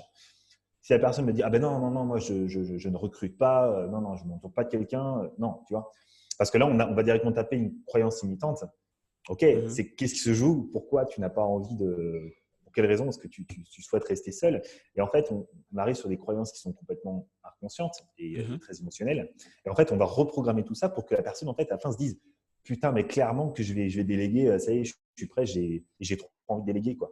Mhm. Je peux pas agir sur un business parce qu'en fait, il va lui-même inconsciemment s'auto-freiner dans le recrutement de cette nouvelle personne. Il va s'auto-freiner en fait là-dessus parce que quand je parlais du cavalier et du cheval, en fait, c'est que tant que le cheval il n'est pas OK pour passer à l'étape d'après, le Mhm. cavalier, il a beau lui taper, le cravacher sur le cul, le cheval ne va pas Il ne va pas sauter. bouger, ouais. Voilà. Donc, c'est vraiment aujourd'hui, je pense qu'il y a un vrai besoin par rapport à ça. Euh, Parce que bon, il y a des personnes finalement qui sont que sur la partie mindset, coaching, etc. Mhm. Euh, il y en a qui sont voilà, sur toute la partie marketing, etc. Je n'ai pas sciemment envie de me positionner là-dessus parce que Romain fait ça extrêmement bien sur tout ce qui est partie, tu vois, améliorer les tunnels de vente, des choses comme ça. C'est pas du tout quelque chose Et pour qui… aller même dans la logique, c'est plus une conséquence de quelqu'un qui a déjà travaillé sur lui, en fait. Parce que si on prend à l'inverse, quelqu'un qui peut être très tech, qui peut être très pratico-pratique, si il est bloqué psychologiquement, il y a très peu de chances qu'il dépasse. Il peut avoir certains résultats, mais il y a un seuil qu'il ne pourra pas dépasser forcément parce que dans toutes les activités, il y a des seuils que pour dépasser, il faut forcément soit s'associer, recruter, être connecté à d'autres personnes en fait, parce que tout seul, Ouais, tu ne peux pas aller très très loin. Tu peux avoir des résultats, mais tu ne peux pas aller très très très loin. ouais, c'est Et clair. C'est clair. En fait, moi, là où j'interviens vraiment, on peut dire à la source. Je sais pas. ouais, la source même, exactement. Et je n'ai pas travaillé avec des personnes qui démarrent toujours leur business parce que ça ne m'intéresse pas de travailler sur la mise en place d'un tunnel de vente, tout ça. Romain le fait très, très bien et vraiment, moi, je conseille vraiment tout le monde de bosser avec lui là-dessus. Moi, c'est vraiment sur l'aspect, là, il y a vraiment un blocage, on veut aller à l'étape d'après et là, on va vraiment tout optimiser au niveau du business et Mhm.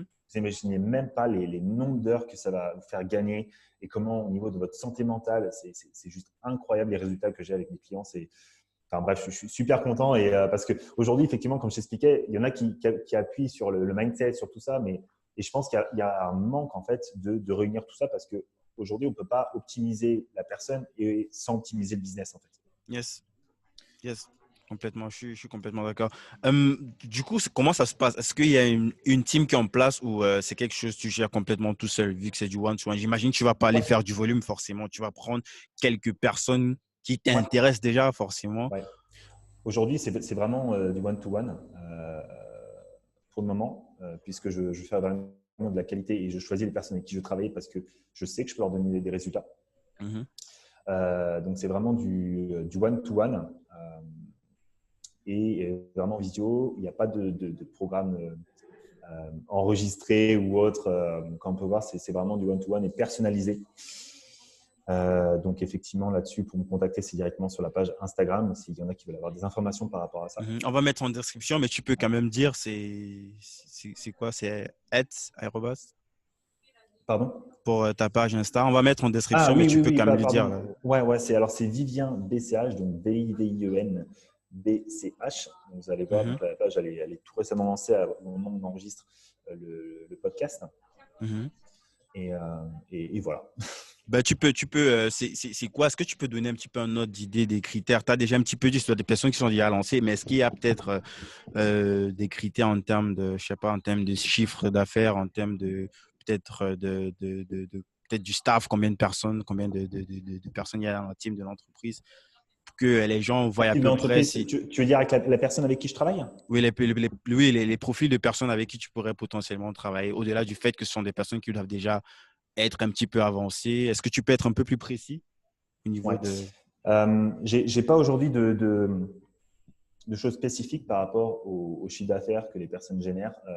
Quand je parle des personnes qui sont déjà bien lancées, c'est-à-dire que c'est des personnes qui ont déjà une offre, qui ont déjà un canal d'acquisition euh, et qui ont conscience aujourd'hui qu'effectivement, peut-être qu'elles passent beaucoup trop de temps dans leur business, qu'elles manquent de motivation et qu'elles se rendent compte que le fait, par exemple, de déléguer, c'est une tâche qui est compliquée. Je voyais des personnes qui sont, pendant Mastermind 67, qui sont à des business à 6 chiffres et qui sont encore tout seuls. Donc, il y a des personnes qui sont, par exemple, à 5 chiffres, qui sont aussi tout seuls. Et ça dépend. Enfin, il n'y a pas, aujourd'hui, il n'y a pas vraiment de spécificité au niveau du chiffre d'affaires. Mais il faut que la personne ait déjà un business qui est en place, qui est vraiment un avatar défini, euh, qui est un tunnel de vente défini Mhm. et que voilà, il y a déjà des rentrées d'argent qui viennent. Et ensuite, on va optimiser là-dessus pour passer en fait au next step. Donc, de toutes les façons, tu restes ouvert à discuter. Les gens, vu Complètement. que chacun a Complètement. forcément un profil particulier, Ouais, on est tous différents. Donc, c'est ça. on va mettre le lien de ton Instagram en Génial. description. Et OK. puis, Et vous n'avez rien à perdre en essayant, en discutant déjà. Peut-être vous pouvez avoir un début de solution, même si vous ne bossez pas ensemble. Il va peut-être donner des pistes sur lesquelles vous devez commencer par travailler. Et lorsque vous aurez une certaine maturité, peut-être vous pourriez potentiellement bosser ensemble. Donc, je propose qu'on parle de la conférence de Las Vegas. C'est quoi cette Ouais. conférence-là? Déjà, C'est c'est assez. qui organise ce machin-là? Ouais, ouais. En fait, si je dis pas de bêtises, je crois que c'est la fédération, la FEI, donc alors c'est Federation Equestrian International, donc la Mhm, Fédération équestre internationale. Si je dis pas de bêtises, je crois que c'est ça. mhm, Et c'est assez marrant, c'est que du coup, je vais revenir en fait dans le milieu de la voltige, mais sous un autre angle. En fait, il y a un séminaire, alors c'est une conférence et également du coaching pendant une semaine, je crois, donc à Las Vegas, mhm. où donc là, il y aura tous les présidents en fait, des fédérations internationales, donc France, Allemagne, Autriche, enfin voilà, tout le beau panel. Et Yes. donc, il y aura, je vais donner une conférence là-dessus, en fait, sur la préparation mentale pour la gestion des peurs. Et également, je vais même plus loin, puisque j'ai mis en place des protocoles, en fait, via la PNL. En fait, ça m'a permis de comprendre comment fonctionnait le cerveau humain pour aider, en fait, justement, des sportifs à intégrer un mouvement qui n'arrivait pas, en fait, à, à réaliser physiquement. Je te donne un exemple. Imaginons la personne, tu dis, OK, vas-y, fais un salto arrière, et que la personne elle sait, elle voit comment faire la chose, mais son corps, en fait, ne réagit pas. Peur de Et se faire mal, peut-être. ouais, peur de se faire mal, effectivement, ou parce que son corps, en fait, ne dissocie pas bien les choses, ou que, en fait, l'information n'a pas été ancrée dans tous ses muscles, en fait. Et donc, Pour ses muscles? dans le sens où, en fait, je parle de muscles, je parle de cellules. Je parle OK. de tout le mécanisme, en fait. La Euh, partie chimique dont on parlait précédemment, en fait, c'est Ouais, ça? c'est ça. C'est ça. En gros, la personne peut avoir conscience de OK, je dois faire ça, je dois faire ça. Mais sur le moment, quand on dit OK, vas-y, fais ça, elle part dans tous les sens et impossible. Tu vois, son corps, il part dans tous les sens. Il y a des peurs liées à la pression de le faire tout dans l'instant T. Et en fait, le corps ne réagit pas comme il faudrait. Et donc, en fait, là, je vais complètement réapprendre au corps, en fait, quel est le mouvement exact qu'il doit faire. Wow.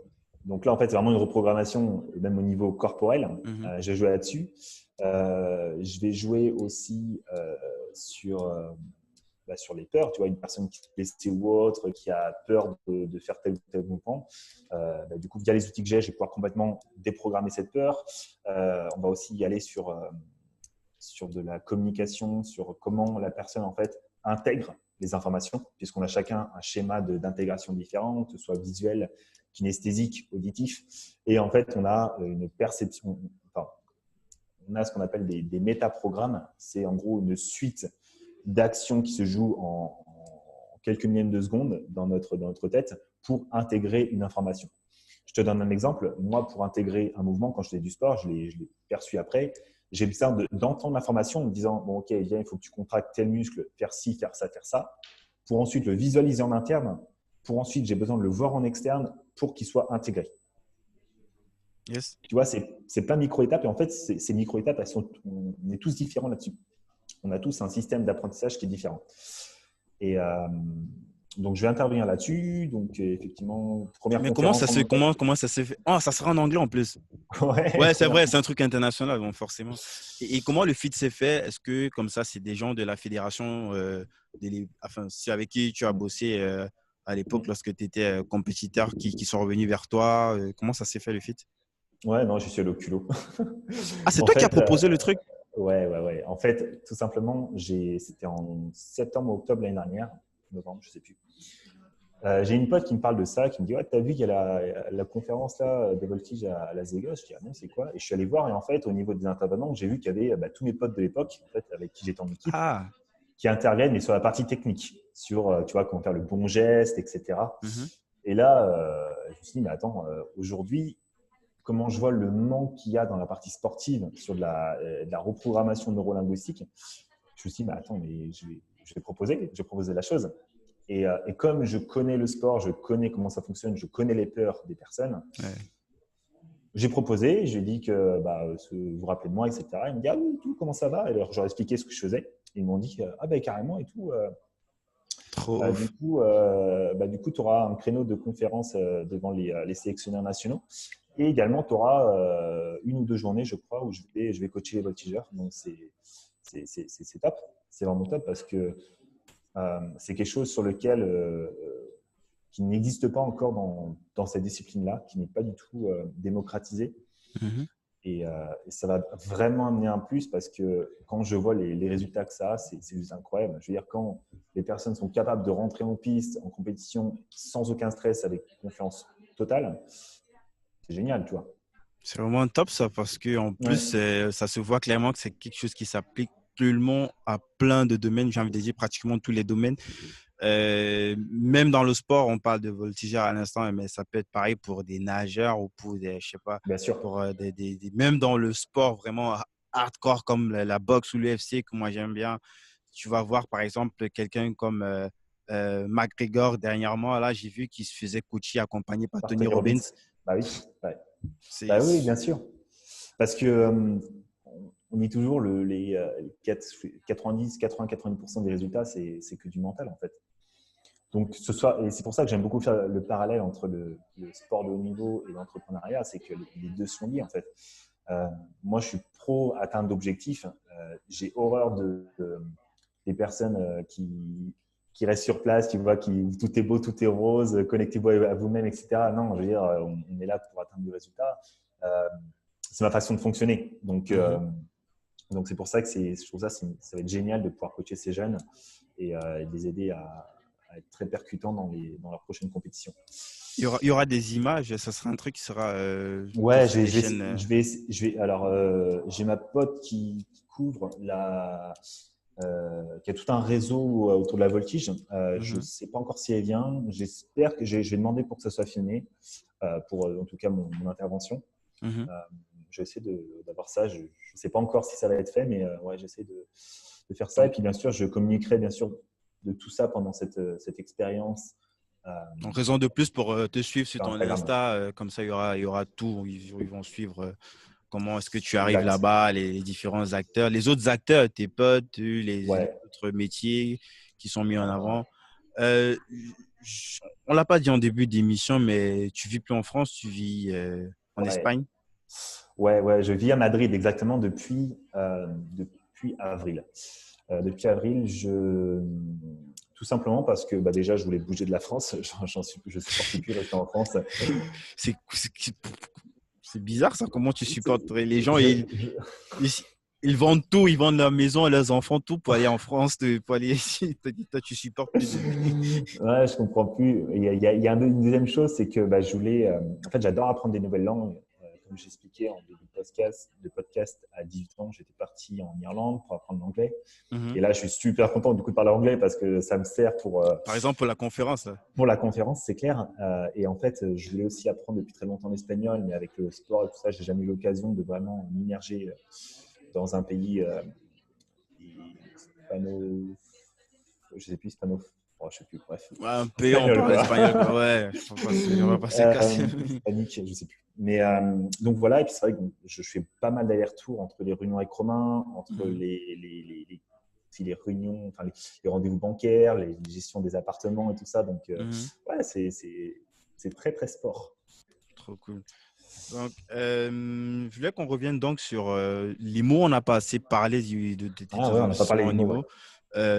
C'est vrai qu'à la période où tu étais encore voltigeur en équipe nationale, tu as fait Ouais, quelques investissements, deux investissements ouais, j'ai acheté. rentables. Je pense qu'à l'époque où Ouais. on était dans le mastermind, tu disais que ben, en parallèle, quand même, tu as quelques rounds, ça devait être un truc comme, je sais pas, 500, 600 balles, je me rappelle plus trop, mais du moins, s'il Par y avait quelque appartement, ouais. chose ouais, ça te rapportait déjà un petit peu de cash. Ouais, Et là, tu as décidé de te déployer complètement ouais. en entreprise. En plus, là, tu n'investis plus en nom propre. Ouais, j'achète en SCI. Alors, pratiquement, Mhm. pour expliquer, le premier, on est. Déjà, peut-être tu peux nous parler de c'est quoi ta stratégie globale? Qu'est-ce que tu veux pour toi l'immobilier? Comment est-ce que tu vois l'immobilier en général comme Hmm. comme pilier d'enrichissement ou ne Mm. serait-ce pour se sécuriser? Ouais, moi, ce que je vois, c'est que l'immobilier, c'est, à mon sens, une des choses qui est extrêmement simple.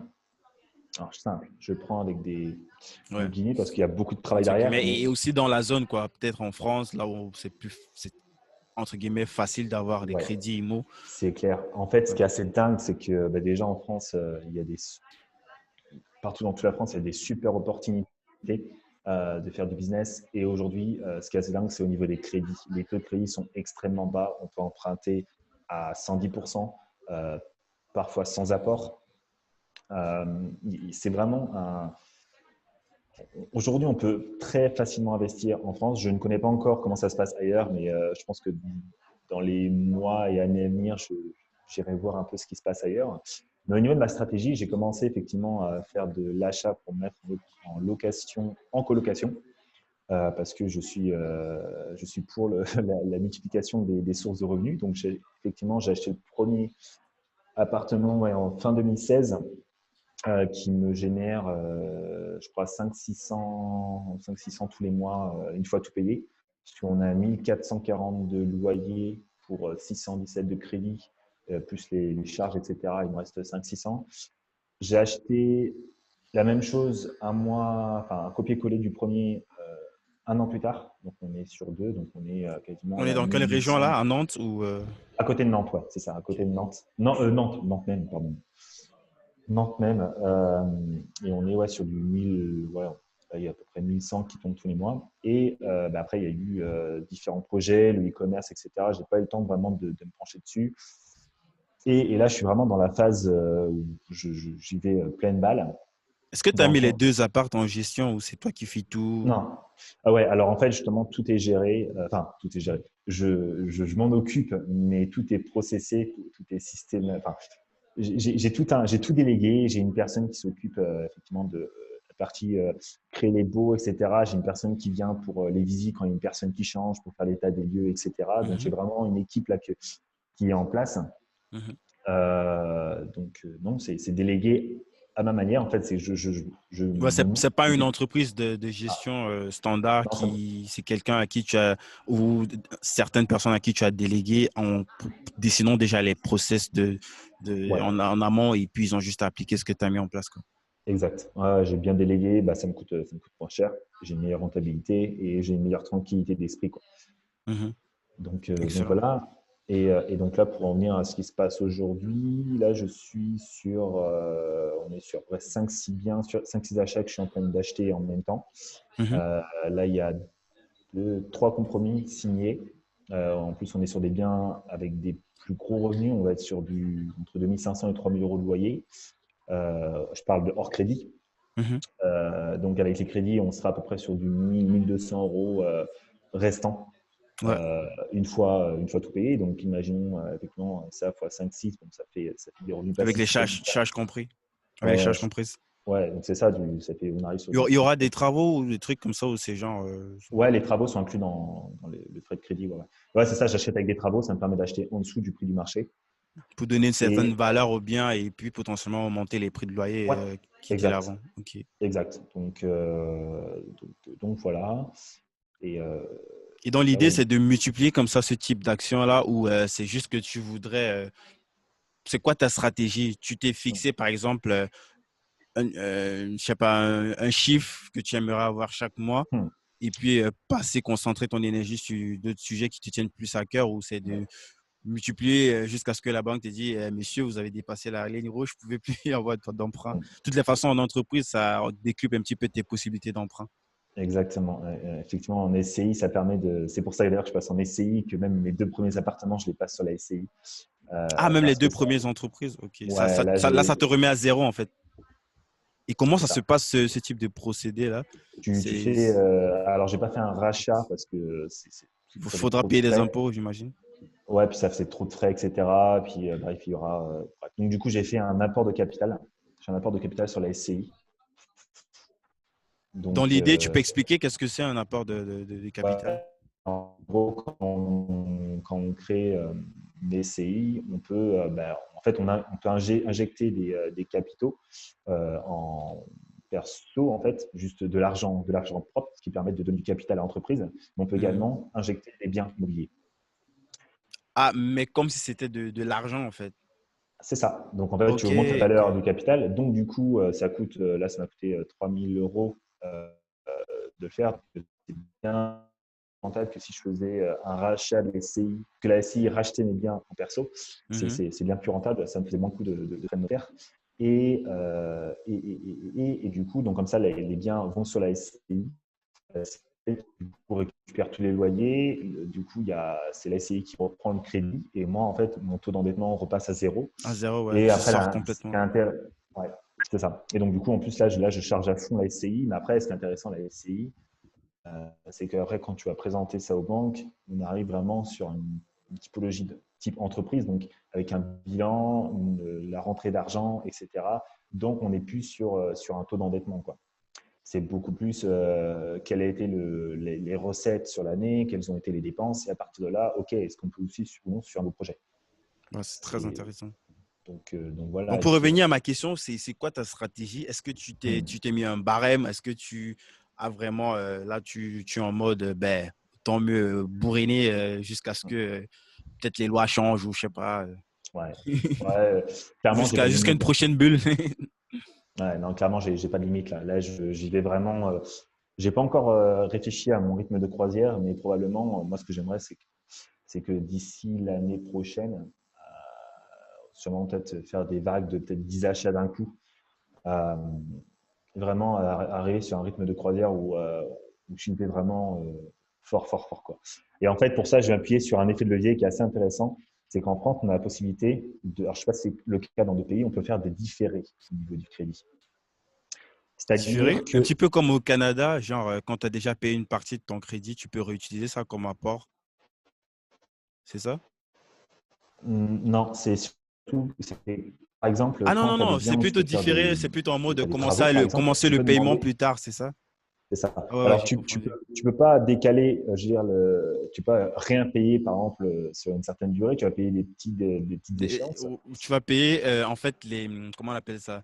les intérêts. Les intérêts, une partie des intérêts, c'est ça que tu commences Exact, à payer. c'est Mais ça. le Et donc, du crédit en coup, lui-même, tu le payes je sais pas si c'est en année ou c'est en… ouais, ouais. En fait, là, la stratégie, c'est que, en gros, bah, plusieurs achats d'un coup. Et en gros, à chaque fois, je négocie donc 12 mois de crédit. Donc, ça me permet, tu vois, pendant les premiers, deuxième mois, je fais les travaux. Et au bout de 2 mois, en fait, imaginons, donc comme on est sur des gros projets entre 2500 et 3000 euros de revenus, imaginons que j'ai que 200-300 euros de crédit. Mhm. Ça veut dire que pendant 10 mois, tu touches 2000-2500 de loyer. Donc, imaginons que tu fais ça sur 5-6 biens. Je te laisse faire le calcul. Au bout de 10 mois, tu as vite fait de te créer 100 000, plus de 100 000, trésor, 100 Ouais, 000 euros de trésor, quoi. c'est vraiment pas Donc, mal. c'est un effet de levier qui est juste énorme. Et ce qui est intéressant, c'est que 10 mois après, tu retournes voir les banques et tu leur dis bonjour, messieurs, dames, j'aimerais faire un nouveau crédit. J'ai 150 000 euros sur la SCI. Est-ce que vous me suivez? Ils vont dire il y a de plus de chances qu'ils disent oui. Et là, je Ouais. reprends la même stratégie. Je leur dis bon, on fait un différé sur 12 mois et rebelote, quoi. Mhm. Ouais, c'est très, très intéressant ça. Et puis, est-ce que c'est un sujet est-ce que ça te fait vibrer? Est-ce que c'est un sujet sur lequel tu penses que tu pourrais aider d'autres personnes ou non, tu préfères juste faire tes trucs et puis créer ton patrimoine et puis être focus plus sur des sujets qui te donnent, qui te font Bah, plus vibrer, quoi.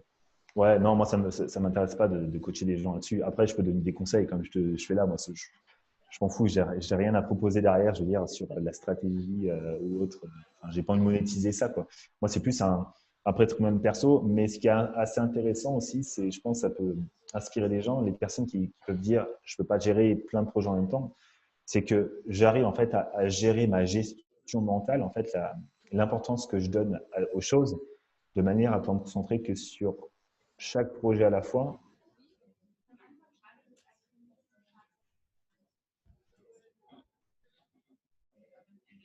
Le nouveau projet C'est avec un petit peu coupé là, je sur les sais pas. parties coaching. Ah, pardon, Allô? tu m'entends?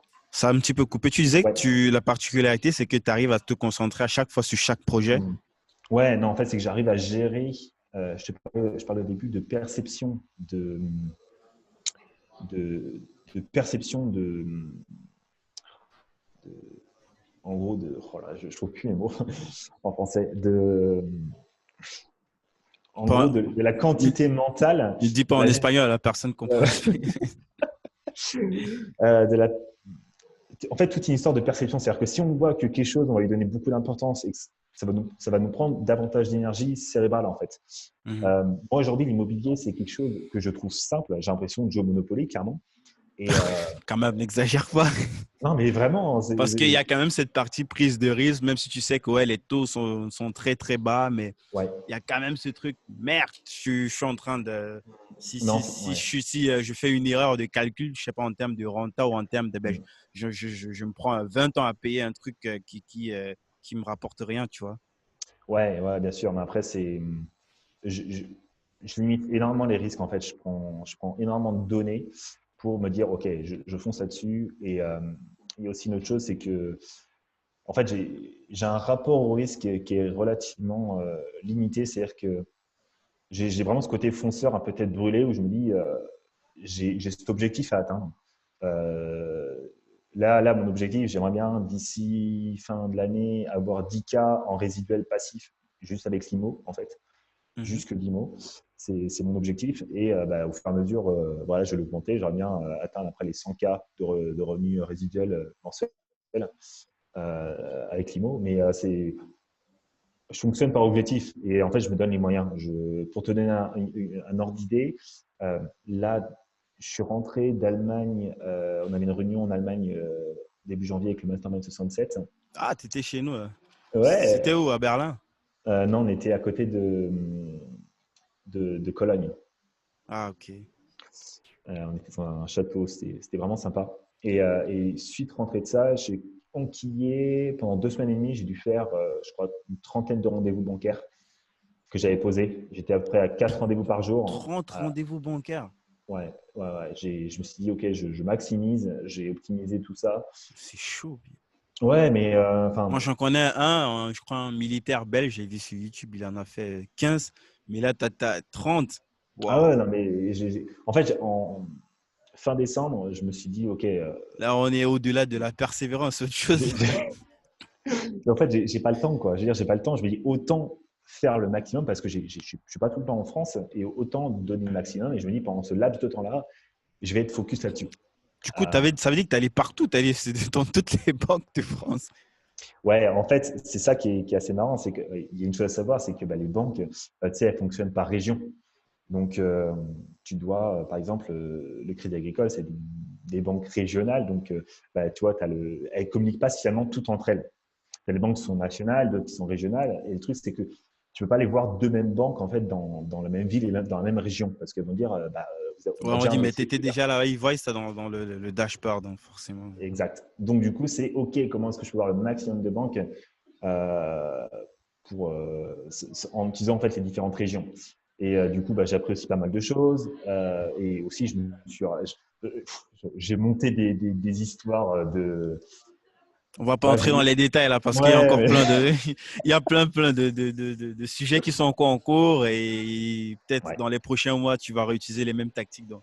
ouais, Mais ok, ouais, sinon, ouais, il y a ton Instagram qu'on va mettre en off pour ceux qui veulent, pour ceux qui veulent creuser les trucs. ouais, ouais. Ok, top. Dis-moi, c'est quoi aujourd'hui la suite? Pour Hmm, toi, c'est quoi ton 2020, Vivien 2020? hmm, ok. Euh, 2020, là, j'ai vraiment l'envie de structurer encore plus cette partie développement, coaching, optimisation. J'ai envie de m'entourer de personnes. Je parlais même, tu vois, d'optimisation au sein même de l'entreprise. J'aimerais bien recruter même, tu vois, un développeur, quelque chose comme ça, en fait, qui va créer même des scripts spécifiques pour créer des automatisations même, tu vois, juste pour l'entreprise et vraiment d'avoir une agence spécifique pour ça. Il y a la partie conférence aussi qui va se développer de plus en plus. Je sais que fin mars, je vais intervenir auprès d'une cliente de l'incubateur parce que cette personne-là a du mal en fait à faire passer à l'action en fait ses clientes. Tu vois, elles ont des pensées limitantes, etc. Donc là, en fait, je vais intervenir là-dessus pour les aider à passer à l'action, leur donner Mhm. des outils pour actionner. On va traiter effectivement même des peurs communes, etc. Donc, aujourd'hui, il y a des coachs qui vont coacher d'autres coachs, en fait, mais aujourd'hui, comme j'expliquais, on arrive vraiment dans le high value et le high impact, vraiment dans les business et ce qu'on apporte à nos clients. Et parfois, en fait, on peut se sentir démuni de comment est-ce que je peux donner plus de résultats à mes clients. Mhm. Et c'est aussi là-dessus en fait que j'interviens dans les coachings que je fais parce qu'aujourd'hui, il y a personne là-dessus. C'est vraiment en mode, je vais t'apprendre à plus vendre, mais derrière, il n'y a personne qui t'explique comment donner plus de résultats à tes clients en fait. Comment est-ce que tu peux optimiser tous tes process pour que tes clients ils soient plus engagés, ils fidélisent plus, qu'ils aient plus de résultats. Enfin, il y a plein de choses en fait à prendre en compte là-dedans. Donc, je vais intervenir fin mars là-dessus. Il y a d'autres conférences qui vont arriver en avril. Enfin, il y a beaucoup de choses. 2020, c'est un peu tout ça. Euh, et il y a un autre projet aussi qui me tient à cœur. Bon, non, je ne vais pas en parler. En fait, je garde l'idée parce que bon, c'est encore en stade de… Bref. Ouais, je vais être un petit peu brutal au niveau de la promo. Sinon, il y a la page Insta, Vivien, VCH, où vous pouvez poser des questions en thread pour savoir ce qu'il garde pour lui. Et comment est-ce que toi, tu visualises tout ça d'ici 5 ans, 10 ans? Est-ce que, Ouais. genre, ça sera plus un Vivien en mode manager général de plusieurs petites micro-boîtes ou alors plus, ouais, tu as fait ton beurre et tu vas sur une île paradisiaque quelque part et puis… Ouais, bon, en fait, je vais parler de ça. Ça, c'est vraiment quelque chose qui me tient à cœur et en fait, ça me rend fou, je t'expliquais, de voir des gens qui s'empêchent en fait de vivre la vie qu'ils ont envie de vivre. Et, euh, et c'est pour ça, en fait, je vais mettre en place quelque chose de plus grand public pour donner l'opportunité à n'importe qui, en fait, de pouvoir accéder à de la préparation mentale. En fait, une sorte de training mindset au quotidien, euh, mais physique. C'est-à-dire que développer ça vraiment j'ai commencé en fait dans toute la France et ensuite à l'international. Et c'est vraiment créer vraiment toute une… Quand tu Je dis sais pas. public, qu'est-ce que ça veut dire? Genre, comme un Ouais. festival comme ça, tu apparais et puis tu… Non, non, non, non, pas spécialement. Non, c'est vraiment. J'ai pas trop envie d'en parler en fait, parce Ok. que Donc, je je suis rappelle, il y a désolé. l'Instagram de Vivien en description. Mais pour donner en fait très très largement, euh, j'aime bien me challenger en fait sur les limites Hmm. qu'on a, les limites que j'ai. Et quand je te parlais, tu me demandais si j'ai des limites par rapport à l'immobilier. J'ai pas de limites. Moi, je veux montrer que même, tu vois, si j'ai des difficultés, etc., qu'il y a des problématiques. Ben, t'as pas de là, c'est clair que t'as pas de limite. Aller voir 30 banques là, forcément, t'as pas de limite là. Il n'y a pas de limite et c'est assez marrant parce que tu vois, je te parlais tu vois, j'ai eu un de mes locataires qui me disait ouais, il y a ça à faire, il y a des travaux à faire dans la maison, enfin dans l'appartement, etc. Et en fait, c'est marrant parce que ce genre de choses, il y a des personnes qui pourraient se dire putain, c'est trop la merde, fait chier, c'est de devoir dépenser. Mais en réalité, c'est l'opportunité pour moi de me dire ok, là, il y a une faille dans le système. Mhm. Ce n'est plus à moi de gérer ça. Il faut vraiment que j'ai quelqu'un sur place qui puisse gérer au niveau des travaux, qui a un suivi. Et en fait, c'est ok, comment on optimise tout ça? Parce que je te parlais que j'avais posé une question que si tu visualises avec 10 fois plus de clients, mais moi c'est la même chose, si je me visualise avec 10 fois plus d'appartements, quel est le premier truc qui a pété? Et en fait, ça me permet vraiment de me rendre compte où est la faille dans le système et qu'est-ce que je peux structurer dès aujourd'hui pour me permettre en fait de scaler en fait. D'anticiper déjà dans ce qui va arriver Exactement. après, quoi. Parce que ouais, tout peut être systématisé et il n'y a pas de limite en fait. Moi, ce que je veux, c'est vraiment donner la possibilité à un maximum de personnes de pouvoir développer leur business, mais pas juste avec des belles paroles, des choses comme ça, mais avec des vrais outils Concrètement, qui, quoi. concrètement, ouais. Yes. Voilà, c'est ma vision. Yes. Vivien, avant qu'on ne se sépare, j'ai encore quelques questions. Je sais que ça fait Ouais, déjà très très longtemps qu'on je se… ne sais pas quelle heure il est, mais ouais, ouais génial. Vas-y, continue, moi ça m'éclate. Ben, dis-moi, euh, comment est-ce que tu progresses aujourd'hui? Hmm. Alors, qu'est-ce que tu dis par progresser?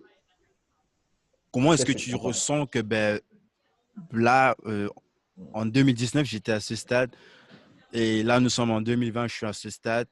Je suis passé par ça, et ça veut dire quelque part, il y a tel élément qui me permettent peut-être d'évoluer. Pour certaines personnes, ça peut être du sport, pour d'autres, ça peut être des bouquins, pour d'autres, ça peut être de la méditation, pour d'autres, ça peut être, je sais pas, comme moi, par exemple, d'écouter des podcasts. Je sais que c'est comme ça que c'est essentiellement comme ça que j'évolue parce que je suis au minimum entre 3 heures et 4 heures d'écoute par jour de podcasts sur différents segments, sur différents sujets. Et j'aimerais savoir sur toi, quelles sont tes grosses influences sur lesquelles tu ressens que ben, c'est vraiment sur ça qu'il y a du 80-20, c'est ça qui te fait euh, Mm. croître comme ça très rapidement Ouais. sur le temps. Ouais. Je pense que il y a pas de secret, c'est le passage à l'action. Mais avant de passer à l'action, j'ai besoin en fait d'avoir un visu total de là où je vais. C'est-à-dire que je me forme pas si concrètement je sais pas où est-ce que je veux aller. Euh, Par exemple, je sais que je veux développer telle chose et que j'ai pas les connaissances, je vais me former massivement pendant une semaine, 2 semaines là-dessus, et ensuite je vais implémenter. Et je vais Mhm. implémenter, et en fait, ça me donne un effet de boost juste énorme. Puisqu'en fait, c'est ça, j'apprends, j'agis, et c'est à ce moment-là que je vois Mhm. vraiment que j'évolue, et que ça me permet derrière bon, après, j'évolue, j'apprends, j'impacte, et ensuite je délègue, j'automatise. Ça me permet ensuite de décharger le focus et la charge mentale que je mets sur ce nouveau projet ou ces nouvelles choses à apprendre, puisque c'est quelque chose d'acquis, pour me concentrer sur le nouvel objectif. Et tu vois, aujourd'hui, c'est pour ça que je peux parler de projets comme ça sur l'immobilier avec des montants à plusieurs millions d'euros. Parce qu'aujourd'hui, ça me fait un patrimoine à plusieurs millions d'euros. Ouais, ouais, Et ça reste ta responsabilité, entre guillemets, ça reste la responsabilité de la SCI parce que vu que tout ça passe en entreprise, ouais, mais ça reste mon euh, arrière, quoi. ouais, ouais, je veux dire, c'est juste pour que les gens comprennent que ben, si demain il y a eu, ça part en vrille, on va pas forcément venir rembourser en utilisant tes propres, enfin, Si, des trucs. la SCI, ici. Ah bon? Ouais. Je pensais que c'était justement l'avantage de passer en société. La SCI, c'est la même chose. Je suis actionnaire majoritaire, c'est une couille, c'est moi, c'est moi. Mais Putain, comme t'es je dans, suis. t'es dans la merde, man. Non, je blague, Bah, je rigole, ça va bien se passer. et Mais en ce que je fait, voulais dire, ouais, en fait, c'est que, ben, ça, je savais pas. Putain. ouais, en fait, si je t'expliquais, j'ai un rapport en fait avec la peur et le risque qui est assez. Enfin, quand je parlais de auto-hacking, c'est que tu m'aurais dit ça. Enfin, moi d'aujourd'hui, j'aurais parlé au Vivien il y a 3 ans, mais il m'aurait dit, mais mec, t'es complètement fou, quoi. J'avais, j'avais fait le premier crédit, on était à 140 000 euros, et là, je suis sur des crédits à 350 000 euros, quoi. Donc, Mm. 350, 400. Et j'ai aucune. Ça me fait même pas peur, c'est même pas des chiffres qui me font peur, parce qu'en fait, j'ai complètement auto-hacké, j'ai modifié en fait ma perception de la valeur, et en fait, c'est un risque que je suis prêt à prendre. C'est-à-dire qu'à partir du moment que je suis complètement OK avec les risques à en courir, c'est-à-dire que même si demain je perds tout, je reviens le jeu en balai à chandelle. Je suis prêt, Yes. vraiment, c'est un peu. Je coule les bateaux, quoi. C'est que j'ai ça à atteindre et je mets tout en place pour que ça se passe bien. Mais si ça se Forcément. passe mal, j'aurais testé et j'aurais aucun regret, Ouais. peu importe ce qui se passe. Je reste conscient de cette éventualité que ben, ça peut ne Bien pas sûr, fonctionner, mais au moins, il y a tu mets tout en place pour que ça se passe bien, quoi. c'est ça. Est-ce que c'est quoi tes outils comme ça? Est-ce que tu as des trucs comme ça, des petits trucs avec lesquels tout le temps tu fricotes, des petits outils, Slack, je sais pas. Ouais, ouais, bah, alors, ouais. Avec Romain, c'est vrai qu'on utilise beaucoup de choses avec l'équipe. Effectivement, communication au quotidien, c'est sur Slack. On utilise un outil qui s'appelle Asana. Donc, Asana, ça a été créé un cofondateur de Facebook. Mhm. C'est un outil, un logiciel de gestion de projet. Et c'est ce que j'utilise au quotidien pour faire des rappels des tâches. C'est-à-dire qu'en fait, on crée des tâches, on peut les créer des tâches par projet et on met la date, on met l'heure, etc. Et ce qui permet en fait au quotidien, en fait, on a Et on plus, tag les personnes aussi, comme ça chacun on peut sait. taguer effectivement pour travailler d'équipe. Par exemple, si on monte un event, on va se dire, OK, un tel s'occupe du design, l'autre de la vidéo. Et en fait, on assigne les tasks aux personnes. Mhm. Et ça permet voilà, Intéressant. De ouais. suivre, de vraiment suivre les projets. J'utilise un truc un petit peu presque pareil, mais bon, ça Ça s'appelle s'appelle comment? Ah oui, Trello. ouais, ouais, ouais. Ouais. Et Et ce qui est cool, c'est non, que tu peux interconnecter aussi d'autres outils comme ça, en même exact. temps CRM, donc c'est vraiment cool. Ouais, CRM, donc on utilise Airtable pour ça. Et après, bah, tout est connecté via Zapier avec d'autres choses, d'autres process. Enfin, Hmm. Ouais, top. C'est une vraie machine de guerre, quoi. Yes. Alors, Vivien, ce podcast s'appelle Débrouillard. C'est quoi pour toi un Ouais. débrouillard? Un débrouillard, c'est quelqu'un qui… Ça, c'est une excellente question. Un débrouillard, je pense pour moi que c'est quelqu'un qui a un rêve, qui a un objectif et qui va se donner tous les moyens avec les outils qu'il a à sa disposition pour réussir. Excellent. Merci beaucoup, Vivien, pour ce Je t'en prie. partage. Ben, moi j'ai beaucoup aimé, surtout le sujet. Le sujet m'intéressait beaucoup, cette partie neurosciences, PNL. Mm. Je pense que ça va intéresser plein de monde aussi. Donc, pour ceux qui sont arrivés jusque-là, merci déjà. Et la meilleure façon, comme vous le savez, de me soutenir, c'est de partager de force. Allez, prenez les téléphones de vos potes, de vos amis et inscrivez-les de force à ce podcast. Inscrivez-vous à ma newsletter aussi. Je partage plein de contenu sur ce podcast, sur mon deuxième podcast 10 000 codeurs aussi, et les articles et les bouquins que je lis. Euh, Merci encore à tout le monde. Merci Vivien et à très vite. Merci à vous et merci Guy. Au revoir.